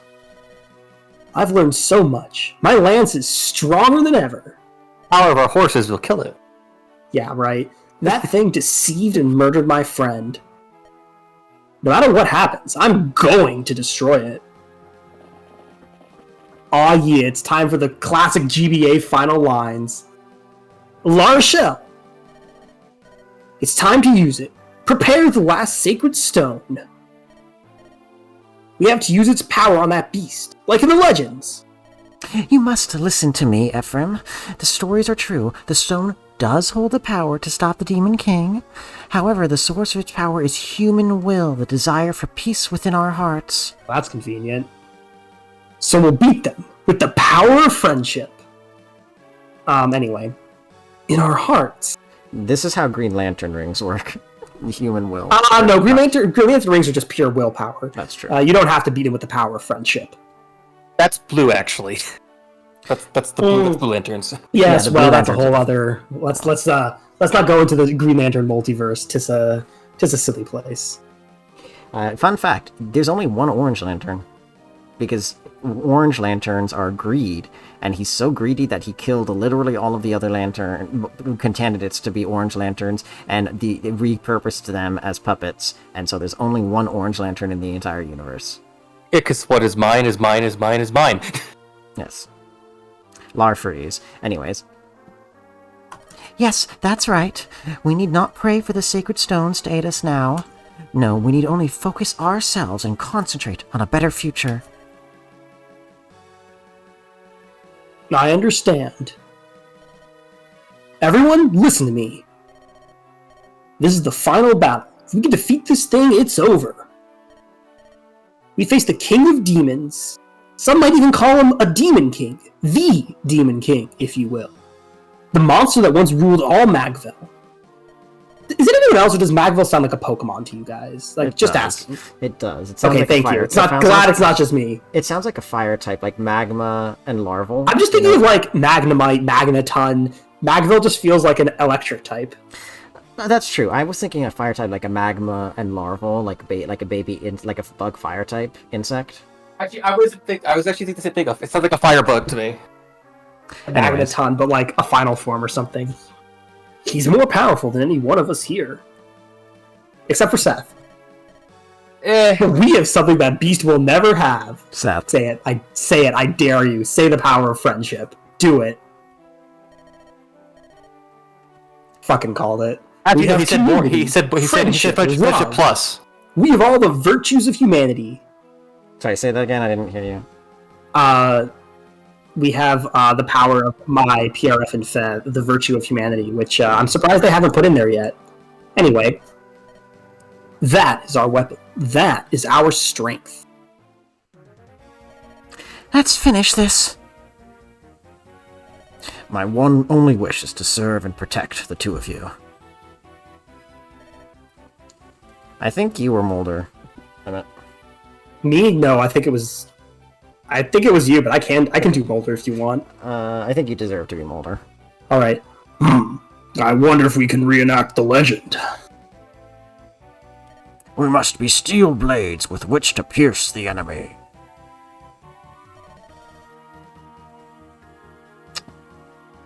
This was you, Emmett. Yeah, no, I know. Hang on. That's the heart of the darkness I've studied? It can't be. Defeat the foe. Nothing else matters. I think I was Amelia, or was Axel? You were. Yeah. Gotta do my best. Here goes. My God, Amelia. You were Tethys, Axor. Don't tense up. You'll fight better if you're relaxed. No, it was solid. I remember that. Can my magic prevail? I'll do what I can. I, Lahashel, strike in the name of righteousness, order, and Ralston. Is everyone ready? We're going to win.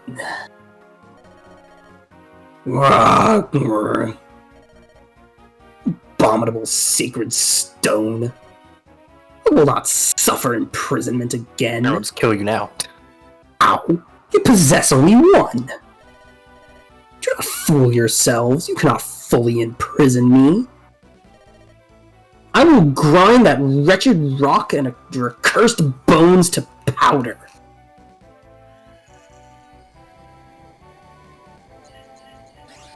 Yeah, why did we need 5 of these things anyway? Because it meant we didn't need heroes anymore. Well, no, the heroes had the sacred stones. That's why I also had heroes relics. Did we do it? Yes, we did it. The Demon King's soul has been bound once more. But, Ephraim, it's not over yet. The Demon King's soul rages against its prison. We must return it to its proper place, and quickly. But first we must defeat the Demon King's soulless body. That thing? Uh-huh. The real battle's just beginning. Our ancestors paid dearly for their victory, a mountain of corpses. It's written that the Demon King was surrounded by the dead before he finally fell. Sounds like an Excel playthrough. We are all prepared to do what must be done. Except Seth me, just says that because he knows he's the least likely person here to die. Yeah. The weirdest thing to me is like, wait, they couldn't just like if it's soulless body magic, the guy couldn't do magic. It's just a body. So they couldn't just shoot like archer volleys onto it from like. Unfortunately for you, away? It can do magic. Oh fuck! But like, shouldn't it be easier if it doesn't have its soul in it? Doesn't it have its brain working? Yeah, that's how you can actually defeat it and not always lose. The idea is that like his soul's been snapped into the Ralston Sacred Stone, and the body is now left to be dealt with in order to sever the connection, make sure that he can't just pop back out of the stone. Then, I guess the weird thing to me is, how do I put this?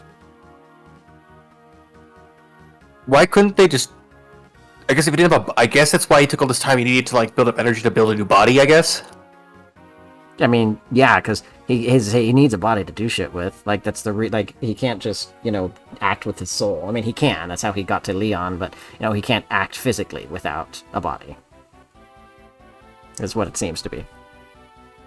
I just know why Builder is infinitely powerful for no reason other than the fact that it's scary. I guess. Yeah. Why the Demon King is? I mean, he's the big bad. Like that's kind of all you really need. Yeah. Yeah. Also, Like Fire Emblem games, you have to understand. Fire Emblem games actually don't have that deep backstory. Like FE7, oh, the Dragon's Gate. Are we going to hear anything about the dragons, the dragon culture? Like, what the hell's going on over there? Clearly, they have one. No, we're not. We will hear about the war, and that's it. You will hear nothing else. Like, Fire Emblem games don't really do backstory. Unless it's like plot relevant. Wait, did Axor say something about backstory and I didn't hear it? Well, just like world building about why is the Demon King so powerful? What is the Demon King? We don't know. It's silly. Like, it really just does not. Like, Fire Emblem games really don't explain that sort of thing. Yeah. Anyways, we're all prepared to do what must be done. No, I'll do it. Remember, I don't pick fights I can't win, and I've picked this fight more than I've ever picked a fight before. Say the line, Ephraim. I have no intention of seeing anyone else die. Anyway, check out the Demon King. You know, before we start. Oh, hello. The Demon King, Lord of Darkness, his sole desire is to remake the world. This foul being is a master of dark. Its power exceeds mortal ken. Oh, those are big stats. But what about Mortal Barbie? Okay. That's... Oh, that's bad. Ooh, that's really bad. Yes, that's why you have Latona. What's the difference between these two? I can't see. One's physical, one's magical. He never actually uses Ravager, I think. It's like the forbidden spell, because I think Demon Light is almost always better. So he pretty much never uses it, but that's the really funny one where he just gets up and punches you. So if he ever uses it, it's amazing, but I think he's almost always uses the other one. He's got, more HP. Okay, this is like Blazing Blade, I can see. He's got more HP than will render, so I need to...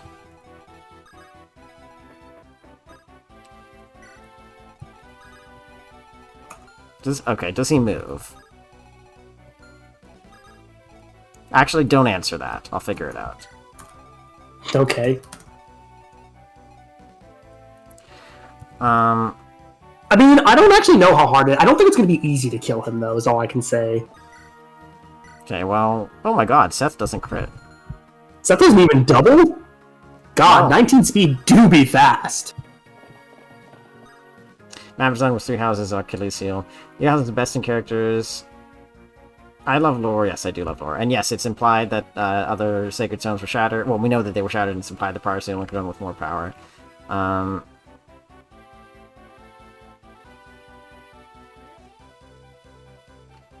Okay.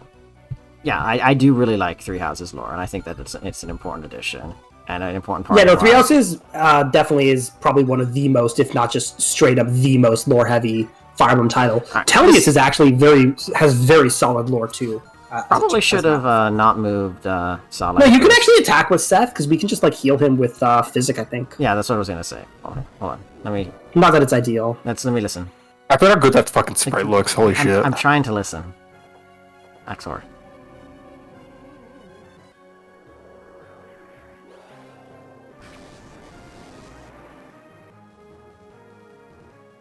Alright, thank you. I guess Erica next, just because she's in Seth range. Ooh, that's... Oh, I can see his HP now. Ooh, that's a lot of HP. I mean, yeah, he had over 100, because... only 59. Okay, hold on a sec. He does more than Seth does. Axor!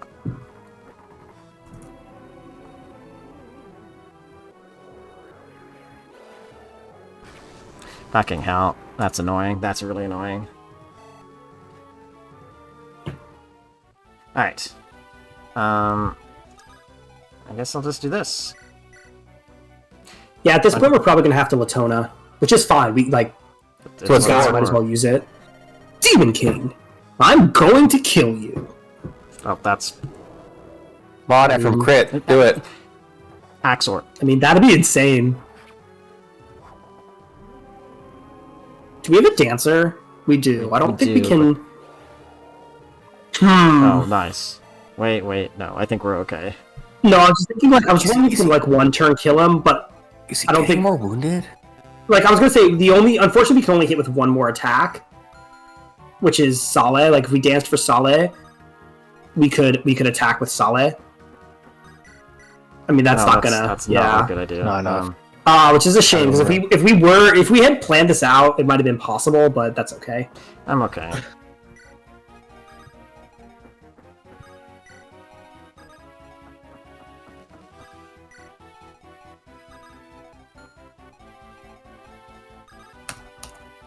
Okay, well, what I'm gonna do is have,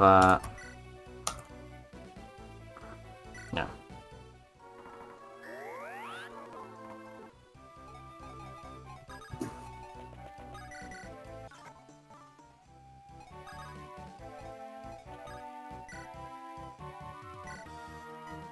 Yeah. That's concerning. I mean, Mulder might be able to heal. He can't reach anyone. Move the Phantom. No, guess not. I don't know if that's going to make a difference. I mean... Hey, Hero Phantom, go. Wait, does Mulder just not have a physic? He does. He just has shitty, yeah, he has no range. Oh, he's one off. 1, 2, 3, 4, 5. Yeah, okay. Can't reach Erica, but I think that's okay. I think she survives. I'm worried about Ephraim. No, Ephraim didn't take any damage. He's okay. Thought he did. That's a lot of dies. Oh, shit. Oh, okay. Just kill the boss now. That's literally all he did. What did he do? Oh, he just summoned. Oh, that's right. Maybe he summons turn 1. Alright, well, I'll give them a chance to shine.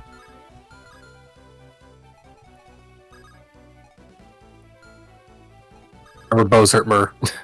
I just kind of wonder if Mur has dialogue. Holy shit. I don't know if she does, though. She can't reach him regardless. Well, she can if I do. Well, if you kill that archer, she probably can go where Ephraim is.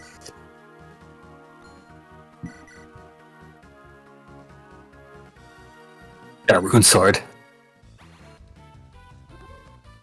Oh no, I have weapon triangle disadvantage. How terrible. So that's what the rune sword's good at, I guess. Alright, Saleh. Saleh, what is wrong with you, man? Okay, yeah, no, if I actually, if I move Seth, then I can actually, attack with That makes Seth will kill him. He won't. He only has a 1% chance to crit. If he does, that's extremely funny, and I don't regret it. If Seth kills the Demon King, it's only fitting. This sprite is so good. Yeah, it is a really impressive sprite. Also, I just noticed, like, he's covered in fucking scars, because, like, he's just, like, his... Actually, no, I think it's just musculature. I think it's hard to say. Dodges now. Okay, well... Like, if he's the Demon King, I mean, is there like, a bunch of other things that are like him? I think it just means more he's, like, either the king of demons or the demonic king. I think demons is kind of maybe just a term for monsters. I know, but like... I mean, again, it's, you know, who knows? We could get the final kill with Mur. Well, I mean, we could also get it with Ephraim to style. I don't think she can do it. I just wanted to know if Mur had, like, dialogue. Oh, wow. She can. Why does... Oh my god, no one doubles and then Amelia's like, hold up, I got this. Amelia doubles. And she's still doing, like, the same amount she's of got damage as entire... everyone else. she's only speed. Well, Garm has +5 speed, too. True. Okay, I'm gonna see if Mur has dialogue with him. I could look it up, but I'm lazy. Mur gets doubled, and Mur lives getting doubled by the Demon King. No dialogue. Your defenses are good at that. God. Okay. I think we need to give this to Amelia, though. I agree. We should be giving it to Amelia is definitely entertaining. Culmination of all this your labor. This is only right. It's only right that we do this. I mean, we can just kill something else with Mur. Amelia has been more of a protagonist than Amelia is good in general.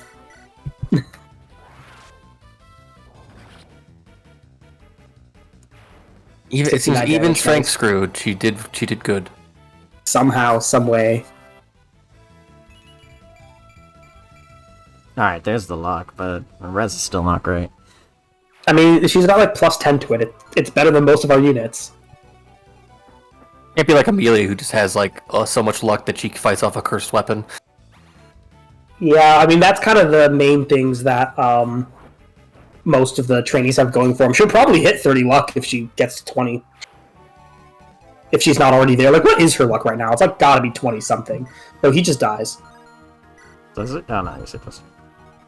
Like, what is Amelia's luck? It's like 26. Yeah, easy 30 cap. Alright, Amelia. Well, hold on. I'll let the twins get 2 more kills each. 1 kill each.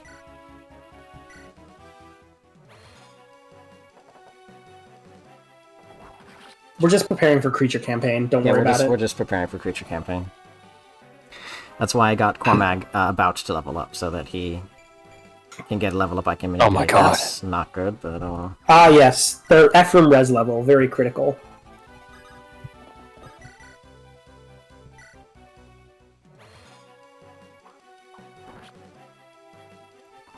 No, I'm just a Murr's iconic dragon. I mean, there is a chance. There is a chance that like. Ah, damn poison. Amelia misses both attacks. Probably won't, but there's a chance. 14% chance hit. Damn, not the crit. Yeah, Fuma's just been like getting wrecked by poison weapons. I will say Erica's stats are actually really impressive. Except for those defensive stats. I mean, yes. Except for defense. But like, look at her compared to Ephraim. Like Ephraim's, and our Ephraim's a little bit average. His speed is kind of like. It's like his cap like 24. But also look at Seth. Oh, but yeah, it's a good Erica. That's not Seth. Seth's behind the demon. He's behind the demon king. Yes, I couldn't see it. I couldn't see it. But that's a unit. Okay, besides his defensive stats, I think Erica's stats are actually better. Keep in mind also that Seth did not have like an additional 10 levels. Seth is a pre-pro paladin. Seth got 20 levels and that's it. Yeah. Erica's at like level like 30 basically. She's 31 now. Yeah, Erica's like level 31. Alright. I will say our Dusel ended up not that great in the end. We brought him to Endgame. Passable. Like he's passable. I'm just like, yeah, no, he's not like a one-hit KO monster, but for a pre-promote unit you get, and his growths have been mediocre, like, but for a pre-promote unit you get, Dusel's been really good. Like, his bases are so good. Yeah, I mean, that's really what Dusel is. Right, well, hold on. Before we end the map, let's just do a quick survey of the stats. I mean, you can look at them after the map ends, because creature campaign. Noel. Noel is such a good unit, and his stats are so bad. Wait, did Murder cap another stat? Yo, the Phantom! Wait. Yeah, she capped strength too. Yo, let's look at the Phantom. Yo, That's surprisingly not bad stats for... Well, he leveled up. He leveled up. Attack the one that misses him. Attack the other one. So yeah, maybe we'll get lucky and he'll roll a card. Does that have Lance? Oh, Killing Edge, no. Sag. Oh, that's definitely gonna hit him. Yeah.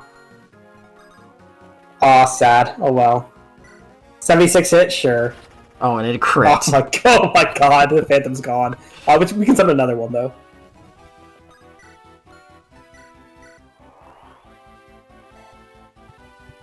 Oh, the Phantom will never die. Last one can't reach.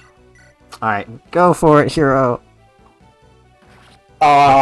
Sad. Rest in peace, Phantom. Alright, Amelia. Wait, is his name for Thomas? Formortis. So she could actually miss, and this would be... Yeah, she could miss both, that's what I said. We have a Dancer, though, so it doesn't actually matter that much. Alright. Silence. Can't crit.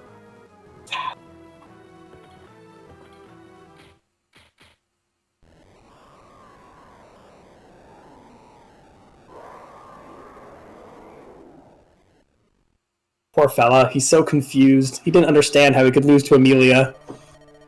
That's it. Okay, I want to clarify. I didn't actually intend to beat the game tonight. I guess we just kind of did. Well, if you were only going to do one chapter, like, there's no reason you're not going to do this chapter. It's so short. That's it. It's over, isn't it? Yes, evil has been imprisoned, locked away.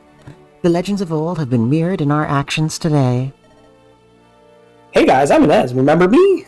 Yes, I remember you. I love you. No, we've done far more than the legends ever told. Destroy the Demon King's body. He could never come back.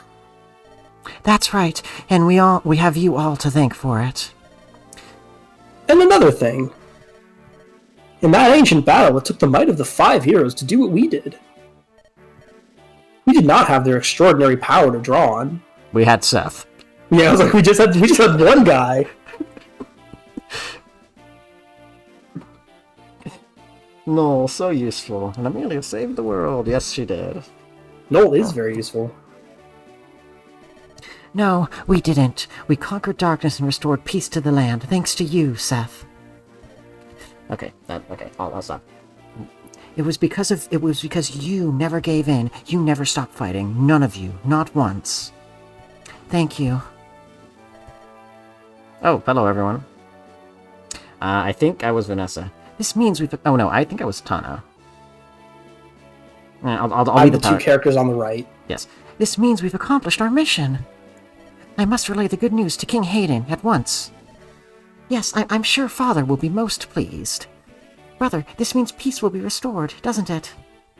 Shall I fly back to Frelia and let... I said Etruria. Shall I fly back to Frelia and let him know? There's no need to rush. I'm sure he knows. After all, we were together, and that ensured our victory. Of course, Prince Inez. I guess that was Mulder, huh? Looks like we're on the outside looking in, eh? Even so, the fighting's over. Well, that's something to be happy about. Outside looking in, buddy, you were there. Well, he means, like, from the Pegasus trio. That's true. Exactly. Well, that took some doing, but we finally finished the job. So they earned our pay, but... Please tell me we're going to enjoy it. I think I was her, or maybe I think you were, Emmett. I think it was Axor. I don't remember her. Marissa, the Crimson Flash. I was never there when Marissa was actually involved. Alright, I can do Marissa. Let's go home, Chief. Let's see now. Shall we head back to Johanna? I guess we could stop in at the guild and get our next contract, eh? It's gone. I couldn't hear you say that again. The queen's gone. I know what Johanna will do now. I'm sure it'll all work out. After all's said and done, it's our home. Come on, it's time for Garrick's band to ride. None of you are mounted. Let's go. Joe Joshua? Oh, that's right, I was Joshua. Heads. Looks like I should be getting back as well. Oh my. Homecoming time. Heads, I take responsibility. Tails, I fuck off. Yeah, right, no kidding. Well, here's the thing, and the thing about Joshua that you have to understand is that he cheats a lot. Yeah. And his supports, like, he cheats, so he's probably rigging most of the outcomes. Yeah, he's rigging them. The only times he actually puts it up the actual chance he loses. I think... pretty much. Well, I think... Or just, like, also sometimes, like... I can't remember who, he's like going against Natasha or Garrick or something, and he's like, wait, what? He's like, I should be reading this to win, and they're like, too bad. No, okay, I know this. It's La Hachelle, and his supports with La Hachelle, he's like flipping coins to determine to try to determine something. I don't remember what, and he's cheating the whole time, but she keeps winning despite that. Yeah, I couldn't remember which cleric it was, but I knew it was a cleric. I know that his support with Natasha reveals that he rigged the coin flip to whether he would help her or not because he wanted to. Anyways, I think I was Natasha. It's over, isn't it? The demon that drove Grotto to madness is dead and gone. I can't believe that I was part of this whole thing. You weren't just part of it, buddy. Amelia. You killed him. In my idea, I liked the image that she just fucking threw the axe at the Demon King, not knowing where the fuck it landed. It landed right into his fucking skull. Yeah, I like that. Split his gem. She just blindly threw it in fear. Yeah. She closed her eyes, picked a god, and prayed. Yeah. Pretty much.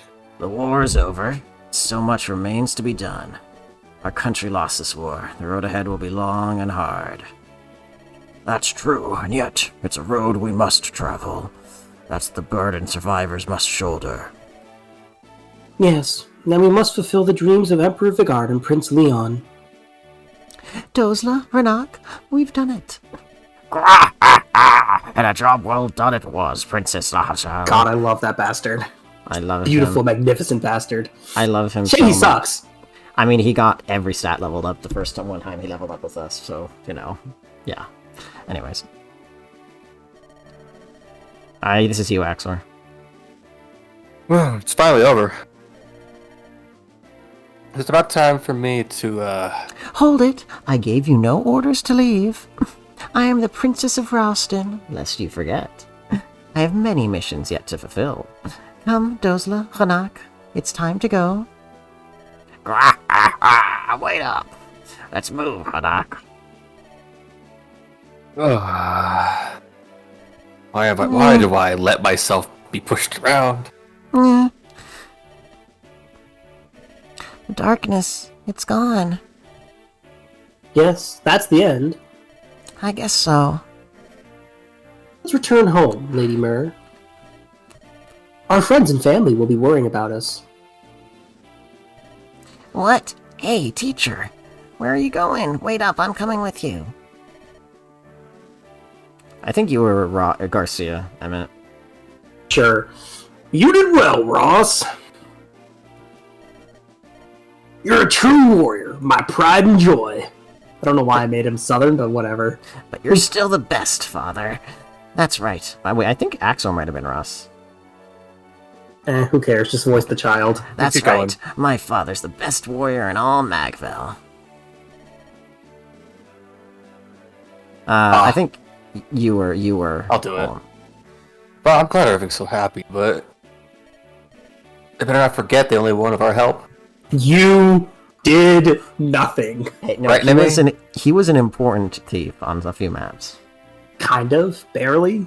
He was too slow to steal. Sure. We all worked together. Wasn't that great? Come on. Oh, hey, don't start crying, please. Oh, glorious light, were you witness to our victory? Foul demon has been purged from the earth. The ancient Demon King was as powerful as the scrolls described, and yet, in the end, we were able to defeat him. After all, there's no one better than us. Your continued safety is all that matters to me, Princess Erica. General, Princess Erica. We can finally return to Renee, can't we? Yes, we can go home, all of us unharmed, thanks to the power of safe states. Fucking. Oh, I'm exhausted. I'd like nothing but to laze around for a while.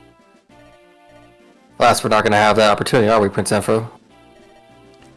No, unfortunately, Orson is dead, and that means one of you fools has got to become a paladin on par with Seth. Get to it. Sure, boss. Yeah, no kidding. Rip. Sure. No, the reconstruction of Renee is going to keep us busy. Keep your strength up. I'm going to need you in the days ahead. Ford brilliantly sidesteps this by retiring, incidentally. No, I mean, yeah. He's an absolute mad lad. I think I was Kyle. We'll be I think beside you you through it all. I think Ford's situation is that, like, in the line of duty, he's diligent, but when there's no actual war going on, he just doesn't fucking do anything. Well, I mean, basically, like, you hear him in his support with Franz, where he's like, no, I'm just lazy, and Franz is like, bruh, no, I know you put in the work, and Ford's like, shh, don't ruin my image. Like, I want to be a layabout. Yeah. The war is over. Victory is ours. Now we ride for home. Epilogue. Okay, are we going to be doing this or saving this for next time? I mean, there's no reason not to do it, right? Fair. Ephraim. Like, there's no gameplay. It's just dialogue. It is Ephraim. It is time. I must be going. This is like the reversed FE4 thing, where instead of leaving the party all at Valhalla, you have to journey all the way back through everything. Fair. I am still Princess of Ralston, after all. There is much to which I must attend, until the epilogue, when you and I will presumably get married. Renee and Ralston are far apart, but that distance can be managed somehow. If you and I were to be betrothed, that is. I wonder if I appear too forward. No, how silly of me. Is that dialogue only because, we got I would assume so. Ephraim, I must return to Darkling Woods.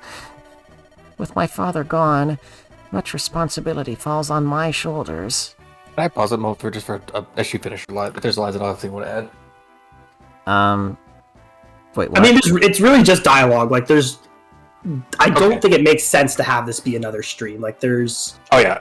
Okay, I just wanted to say it. I mean, like, the game's over. There's no more game to play. I mean, yeah, so... I just wanted to say something as, like, wait for the line to finish. Oh, I thought you said, like, never mind. What did you want to say? My bad. I meant to, like, wait. What do you want to say? Go ahead, say it. Mahasho and Ephraim just make you think of, like, the meme of, like, they discover they're both bonds, but no, they discover they're both idiots. Nice. Although I think that Ephraim is a fair bit smarter than Mahasho, but it depends. Okay, it's more of, I guess they're both dense, is actually a better way to say it. That's a better way to say it, yeah. Yet I would ask, may I come and visit you from time to time?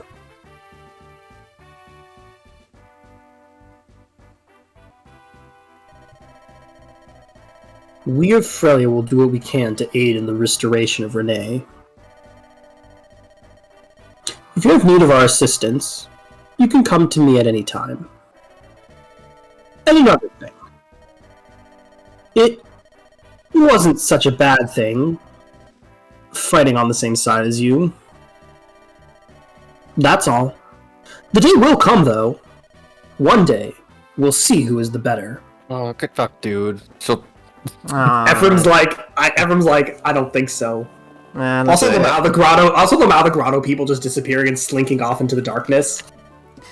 Tails between their legs. Okay, anyways, where are you going, brother? Sorry, where are you going, brother? We've endured so much to get home.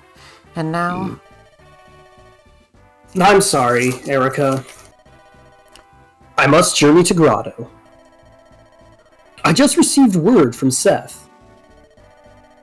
In the south, within the Empire, there has been an enormous landslide. A landslide? Yes. Word is it was so great that whole cities were destroyed.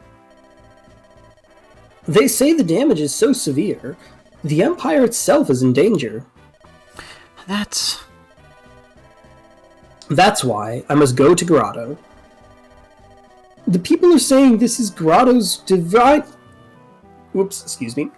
punishment. But these are the same citizens Lyon wanted nothing more than to protect. I cannot ignore their plight. Yes, of course not. I will ride with you. No, you must remain in Renee. Our country is recovering, but we cannot rest easy. Someone must stay to protect them, the realm. Ephraim, I understand. I will take your place until you return.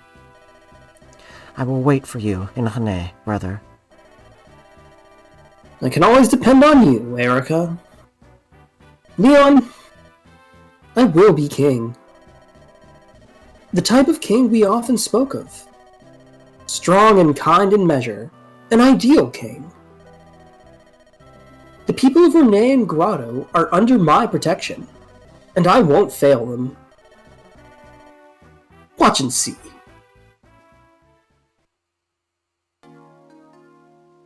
Yay, credits. Oh, Satoru Wada, rip, buddy. Alright, well... what's this? Oh, that's a cool art. I see, that's the Darkstone. I guess that's when he broke the Sacred Stone. Or when he was using the Darkstone. This is Dozla, Hanak, and... Yep, Ghost Ship God, oh fuck. Renak wasn't on Ghost Ship, so it's actually really just art. Oh, so I think it was before. Also, Renak looks way less armored than I thought he would be. He's a not. rogue. Is that I think it's Volter. Yeah, that is Volter, yeah, that's the Bloodstone. Volter in the desert. He's the Moonstone. I think that's Volter in the desert in the map where you kill him. Oh, that's Seth just turned. Look how casual he is. They're like, we gotta fight him, and Seth's like, nah, you ain't shit. Yo, Sachiko Wada, great artist. Oh, nice. What did they do? Stuff and Fed. But no, they do a lot of stuff for Fire Emblem. Alright, Frelia, Inez, the Tana, Pegasus Vanessa, trio, and Inez, and Cyrene. The prince and his angel. The prince and his second Johanna. skills. Well, and Saleh. Well, no, the Johanna and Saleh. Oh, Saleh and his... Oh, Ewan. interesting. It's the Johanna group, yeah. And Saleh and Ewan, because This is a pretty nice tune as well. I do. Oh, is that Ephraim and Erica? They're warming it's their when- it's hand when on they the get light of the it's when they're sacred making the oath of stone the sacred stone. because they're going to try to resurrect Lyon and start another war. Oh, that's really fucking cool, actually. Not starting another war. That art. I'm sorry. No, I mean using. I've always been a fan of the GBA CGs. The ones in FE7 have some bangers too. North American localization. Like the one for killing Ludgren is pretty sweet. It's really good. This game didn't really have many CGs until the very end of that. Yeah, it did not. Wow, this is a pretty short credit list. I mean, I guess This game is not a long game. It really was like a bit of a side project, I think. Much It's just long it's just long in the form of how much materials it has. Oh, It's pretty compact. sad. Or more it's just long how long it takes. Oh, are you? My name is Lyon. Uh-huh. That's me. The son of the Emperor. You're Prince Ephraim and Princess Erica from Renee, aren't you? I heard you were coming, and I've been waiting here all day. I've always wanted... I don't have any friends my own age. Bruh, you gonna do Noel dirty like that? I was So- older than him. Noel's older. We don't actually know. So, Noel's part of the court mages. I mean, maybe he's talented. Fair. Hmm? So, Prince Ephraim, Princess Erica, what do you say? From now on, let's be friends. He's so teenaged, emo, angst, depression. The dark mage, what do you expect? Okay, I mean, I'm not. Oh, well, gonna here we talk- go. I'm not going to talk down to him about that. Anyways, No, I mean it's not inaccurate. Like a lot Holy of people shit, like 60 it on it. turns. 60 turns. Holy shit. Huh, I wonder what map we did support grinding on. Could have been worse. Alright, here's the epilogues. Franz the Faithful. He continued to serve René with the same devotion that he had during the War of the Stones. His generous nature and easy smile made him a favorite among the people. 101 battles, 64 battles. Silent Gilliam. Gilliam returned to his home of Frelia, where he continued to serve the crown as a faithful knight. His imposing countenance was said to strike fear in the hearts of even the most arrogant and brash of Frelia's new recruits. Mulder the Bolder, the wise counselor. After the War of the Stones, Mulder continued to serve the royal family of Frelia. His wisdom served to guide King Inez, as it had served King Hayden before him. With his fabulous mustache. Vanessa, dutiful rider. She remained on active duty as an airborne knight in Frelia's army. Her beauty and determination became the standard to which her fellow knights aspired. Oh, she actually got a fair bit of... Oh, right, it's not... I shouldn't be surprised she got a fair bit of use. She was the main flyer in Ephraim's route. And Erica's route, sorry. Ross, his father's son. He returned to Ide, village of his youth, and helped rebuild it after the bandit attack that brought it to ruin. Years later, he set out on his own to perfect his fighting skill and hone both body and spirit. Yeah, I'm not surprised. Yeah, we about- sure did not use that unit, did we? I'm not surprised about Vanessa's usage. I want to reiterate. Garcia, the warrior reborn. No, I meant Ross. Yeah, I know. I was just reiterating what I said earlier. He returned to Ide to help with its reconstruction after the bandit attack. Afterwards, he re-enlisted in the army, serving René as a troop leader. His strength, valor, and experience inspired many. Yeah, we didn't really use him much. We didn't, but he's a pretty good unit. Oh. Calm, good-natured thief, and Naomi, the tearful archer. Doubted what he is. The childhood friends became lovers first, then husband and wife. Worried for Naomi's well-being, Colm gave up his adventurer's ways. Naomi passed on her grandfather's skill in archery to her own son and daughter. Was one of them named Klein and the other named Irene? Oh my god. No, it's actually Bull. Oh my god, they finally made good bowmen because they taught their grandfather was good at it. Archer, Saint of Light, and Lute prodigy. Archer and Lute were married upon their return. Archer handled the housework, but otherwise their lives were unchanged. When they had a son, Lute's interests shifted from studying Archer to studying her son's baffling habits. Okay, that's slightly concerning. Lute does not understand children. That makes sense, Joshua, though. the Tempest King. Wait a second, that's Dimitri? Joshua. Dimitri's just copying Joshua. That's true. Joshua returned to Johanna and ruled over it as king. His skills as a leader had grown great, and Johanna flourished as never before. He never outgrew his love of travel and games of chance. And it was that's only one version of Dimitri. I think that was for Lute. It's just like Archer literally now just actually just puts Lute in bed instead of just... Natasha, Sacred Healer. Once the war was over, Natasha returned to Grotto to help rebuild the Empire. She dedicated herself to easing the grief of those families that lost soldiers during the war. Sorry, I don't mean to talk over you, Axel. I just want to get this before they... Yeah. Ford, the Wild Knight. Upon Ford's return to Hane, his secret hobby of painting was discovered. He was commissioned as a court artist. His work grew popular, and his days became so busy that he often regretted his career change. So kind of a reverse Ignatz. Funny. Kyle, Ardent Knight. His service to the royal family of Hane continued without change. He became a battalion commander and gained much trust and responsibility for training new recruits. Tana, Winged Queen, and what a queen she was. Oh my god, look at those stats. Tana lived happily in the prosperous post-war Frelia. She flew to Hane often to visit her dear friend Erica. That's a little bit short. Feels like there should be something else there, but... Okay. Enos, King and Strategician. As time went on, he succeeded his father, Hayden, as King of Frelia. His resourcefulness and tactical prowess helped him build a court of loyal vassals that served to lead the country to greater prosperity.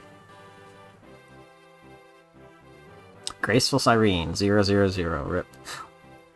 Cyrene continued as commander of Frelia's Pegasus Knights. Her grace and beauty in flight were the subject of many songs and paintings, and her popularity soared.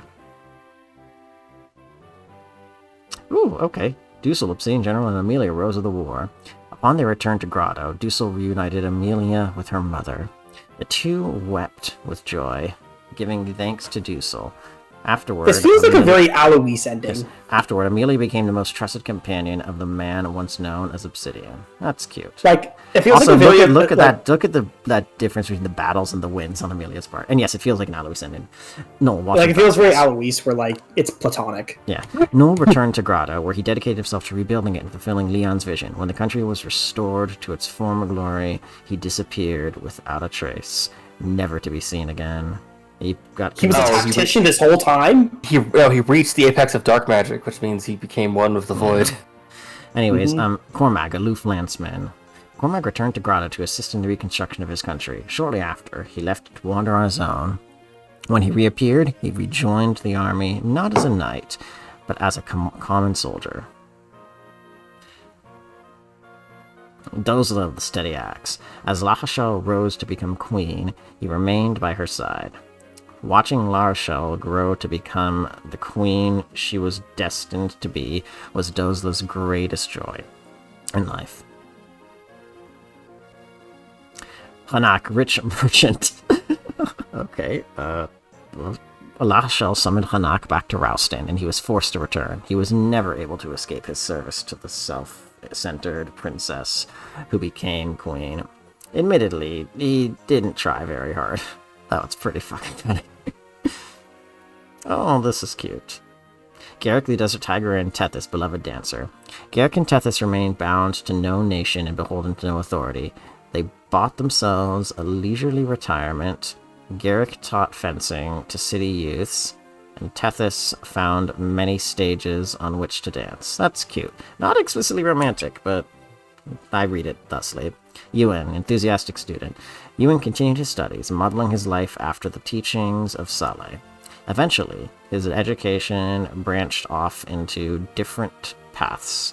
His insatiable curiosity led him on a trip to explore the world. Marissa, the Crimson Flash. Versa became battalion leader for an elite mercenary force. Many men sought to challenge her to a duel, and none of them stood up to her blade. Oh, okay. Saleh, Well of Wisdom. Wow, almost equal battle and win ratio. Saleh returned to Caer Palin, where he remained a faithful servant of the Manakete. His days were not spent in isolation, though. Many of the friends he met during the War of the Stones came to visit his village. Myr, the Great Dragon. After bidding her farewells to Ephraim, she returned to Darkling Woods. She lived a long and full life, a very long life, as served by the people of Caer Palin and comforted by the memories of her dear friends. That's sad, but nice. Alright, here we go. Erica, Restoration Queen, and Seth the Silver Knight. Holy shit, look at those battles and wins. Look at Seth on the bottom. Upon their return to Hane, Erica and Seth were wed with the blessings of Ephraim and all the knights of Hane. The tale of their love that grew between a princess and her loyal knight became a beloved romance in Hane. I love that because it's so fairy tale-esque, and I'm just going to ignore the age difference between the two. Yeah, the age gap's not scary for me. Anyways, Ephraim, Restoration King, and Lahashel, Queen of Light. Ephraim and Lahashel each returned home after the war, but Lahashel visited Hane often. Over time, the two were wed. Their marriage threw Rouston into turmoil, but Lahashel's self-centeredness carried the day. It's not that big. It's just abandoned. It was like, something else. It's like, father, goodbye. I'm off to get married. I don't basically. think uncle. Her parents are dead. It's not that big of a age difference, but also uncle goodbye. I'm off to get married. Her uncle's already won on the throne, and there's no other heir to the throne. Yeah. It's like, uncle, I'm off to get married. I'll make sure the Rouston has a good lineage. I want to point out this. Like, look at Seth's combat rating. Combat stats. Yeah, that's. I mean, he's been there the entire game. Like, Seth is with you from the start of the game to the end, and he just never falls off. Yeah. Anyways, so I'm gonna say I think I'm too tired to give my full thoughts. I like all three of the GBA games for different reasons. I think that this one has the best story in some ways, or at least the most interesting in some ways. I still think Blazing Blades is overall better. I mean, my problem with FE8 story is basically this: like, replace Demon King with a dragon, and see what that does. Like, suddenly you have the same FE. Like, that's really all it is. Is they just replace the Demon King with a dragon, but otherwise it's just FE6. I think I prefer the graphic style of Blazing Blade a little bit more, because this one feels like the colors are pop a little bit less, but the character portrait quality is a fair bit higher, so I want to yes, I believe Binding and Blazing had the same, but FE8 might have had a different lead director, I think. I'm not sure. The quality is just so high. It's like, I remember I was just looking at this meeting, he's like, damn, the sprite quality is way higher now. The sprite quality is higher, and the character image portraits are much higher quality, but compared to Binding Blade especially. But I still think Blazing Blade is my favorite art style wise, because it's just a little more colorful. I think that this probably is my least favorite of the three gameplay wise in some ways, just because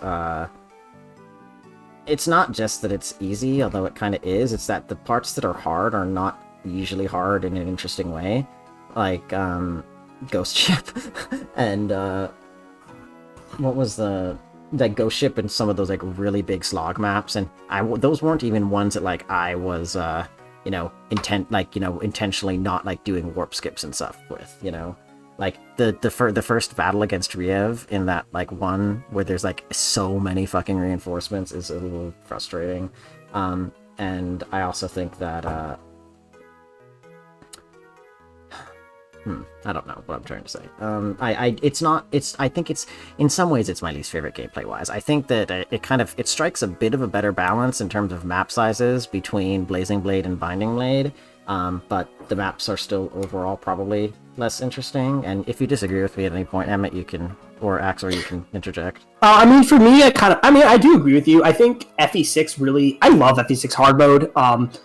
As far as gameplay goes, it's definitely my favorite of the GBAs. FE7 will always be a soft spot for me, so it's probably I wouldn't say it's my favorite, but I really do like the cast of characters and the story the best. I really like the focus on like Lynn and Elliewood and Hector's relationship, and I like how it's a bit more tight focused on like people bash the story a lot, but I really like that like it's not we got to save the world. We're going on a journey that is really important, but like no one knows that. Like no one knows Nurgle's about to like summon a bunch of dragons and wreck everyone. So the narrative is much more tightly focused, and that's why I kind of like FE7 the best. In terms of gameplay, I think FE6 kind of nailed it, honestly. Like there are some chapters there that suck a lot. But in general, I just think it has a really good balance of difficulty. Your units, even your strongest units, like even Milady, okay, maybe everyone except her, but like even your strongest units can still get like taken out if you play poorly. It just feels like a good strategy game to play. Yeah, no, that's true. And the reason why, the main thing that I think holds Blazing Blade back, map design wise, is, I mean, Lin mode isn't bad, but and it's meant as a tutorial, so I want to like cut it some slack there, but it is fairly uncomplicated. I mean, you can skip Lin mode. That's true. But the thing is some of the late game stuff in Blazing Blade is such a slog. Yeah, no, the late game GDA maps all suck. Like I've never seen any Fire Emblem ending that doesn't feel at least like exhausting or complicated. There's a reason I like Engage. The reason is because it gives you so many tools that even though like the maps get annoying, don't get me wrong, like there are some maps where like I don't want to play this map, but the game gives you so many tools to deal with it that's why I think Engage is the best in terms of gameplay, because you can be creative and you can do some insane things. I think it works I think to me it's because it's just like most late game strategy RPGs end up like that. Yes, because it just happens in the end. Especially SRW. With SRW, you also go do a thing where you have like a lot of your late game stuff just can do also really dumb bullshit if you do it right. Well, it means more just the problem with strategy RPGs is there's only so much they can do to increase difficulty, and at a certain point, like if they don't want every map to be gimmicky like in Fates and make it god awful, then all they really can do is increase enemy density and enemy stats. That's all they can do. So it's like if they need the story to go and they need those maps and they can't just end the game, then they don't really have much of a choice. So it is unfortunate, but yeah. Anyway, this is Creature Campaign. Welcome to Creature. Yeah, welcome to Creature Campaign. Oh, you can visit secret shops now. Like go to Rouston.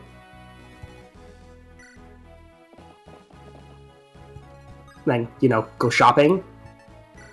Just enter the secret shop. You have to have someone with a member card still because this game is silly, but yeah. Oh, I guess I'm full.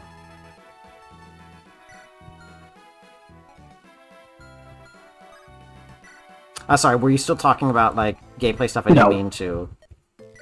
Oh, Shamshir. Yeah, now you can buy stat boosters. Are these infinite or? Yeah. I mean, as long as you have the money for it. Which you're gonna need body rings just to give people something to like deal with like fucking weapon weight. We'll figure this out. Yeah, I mean, you could buy anything. There's other secret shops. It's more just like it's expensive, even with the silver card, and money's kind of a little hard to get, because there's no real good sources of it until you start getting really high in like tower or runes, fair. Which of course costs weapon uses. Yeah, and anyways, if you had any final thoughts that you wanted to say, Emmett, Axor, I think we're gonna really soon. I don't think I have a word that's like legitimately good enough. I've talked about my thoughts of the series and on the games a lot, so I don't really have anything more I need to say. Okay, that's fair. How do I put this?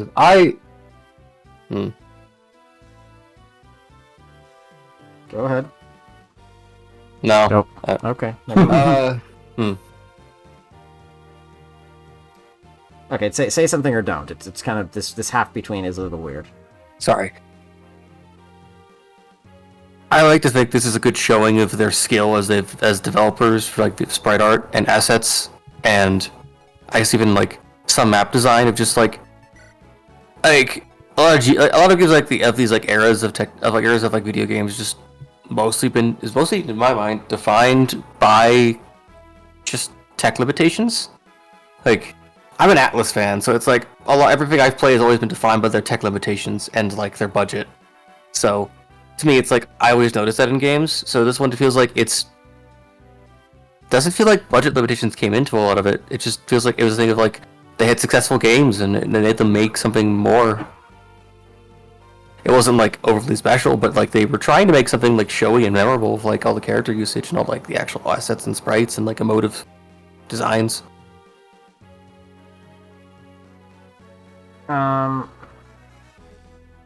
I mean, I get what you're saying. I don't know if I agree because it feels like this project was either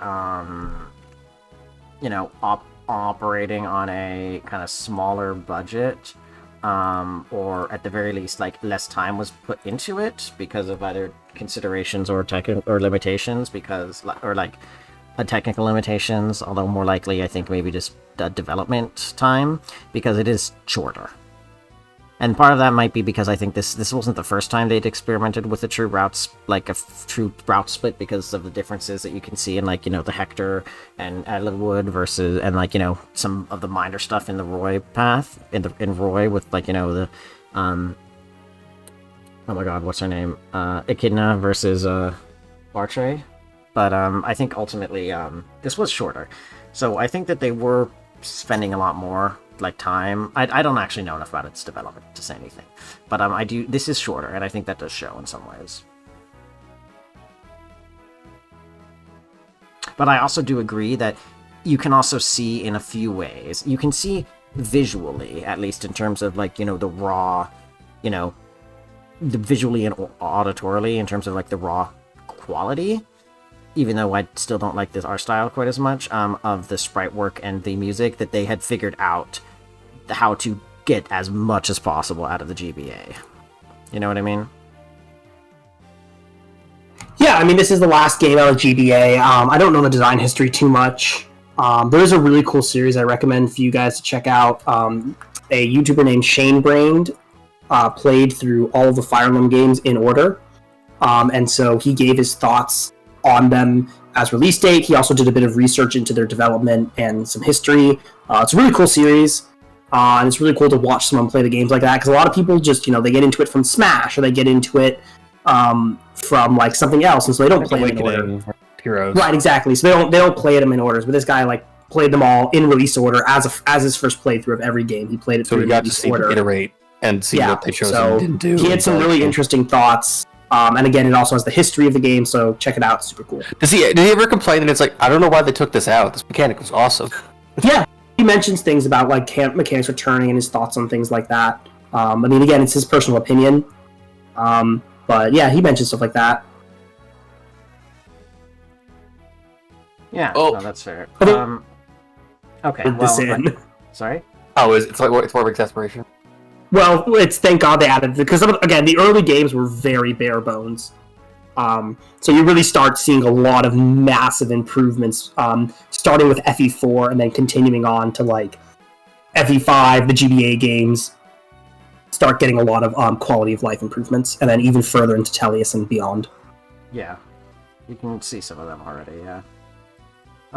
Okay, well, I think we're kind of all very tired. I certainly am. I think if we play tomorrow, it might just be some creature campaign stuff. It's up to... I might have to pass. I have to be... My throat's going to be raw from GMing. That's fine. And whatever works best for you, Axor. I'll figure it out with Emmett as to whether we're doing it tomorrow or not, but we'll figure it out after. But thank you, everybody. I mean, we can, or we can just start FE5. Like, do you want to do creature campaign? I mean, I'd like to, like, dick around a little bit with this map. Do like a poke it, I guess. The full creature campaign. So we can do that. Sure, if you want. We can decide if we want to start Thracia tomorrow or not. More likely, we start it next weekend, but we'll see. Listen, you can poke it as a stick like you would a mutant silverback gorilla with mantis arms and cyber mantis limbs for 80 hours. And hope it doesn't escape. Say that. I feel like you just wanted to say that, and there's not really a metaphor there. Yeah, I was like, no, it is. I don't think we're going anywhere with this. Let me find it. One moment. Where is it?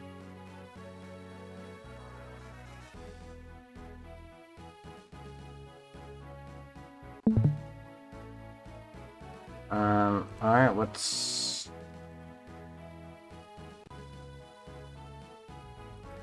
Okay, yes, that makes sense. I mean, yeah, that's like every... Yeah, that's basically just every every science horror story is. It reminds me of that one thing of like Neuralinks, mental implants, brain implants are tested. Yeah, Neuralink doesn't use the Resident Evil diet as a useful log. So basically, on the tweet where he who shall not be named announced that like their brain implants were absolutely ready for human testing, somebody quote tweeted it and was like, this is what every single scientist audio log in a sci-fi horror game sounds like. Oh yeah, no, absolutely true.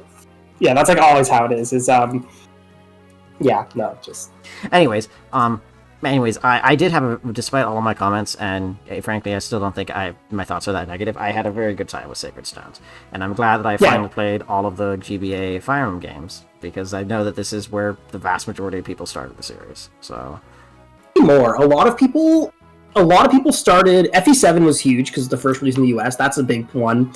Or FE6 because of Smash. Awakening was another very large start point for a lot of people, and then finally Three Houses I think brought a lot of new fans into the series as well. That's true. Yeah. So there are actually a couple ones now that the series has been going on a bit longer. But yeah, before Awakening was released, I think a lot of people, mostly like non-Japanese players, I think a lot of players got started in FE7. Right. Especially because it's a very easy game to emulate is another reason.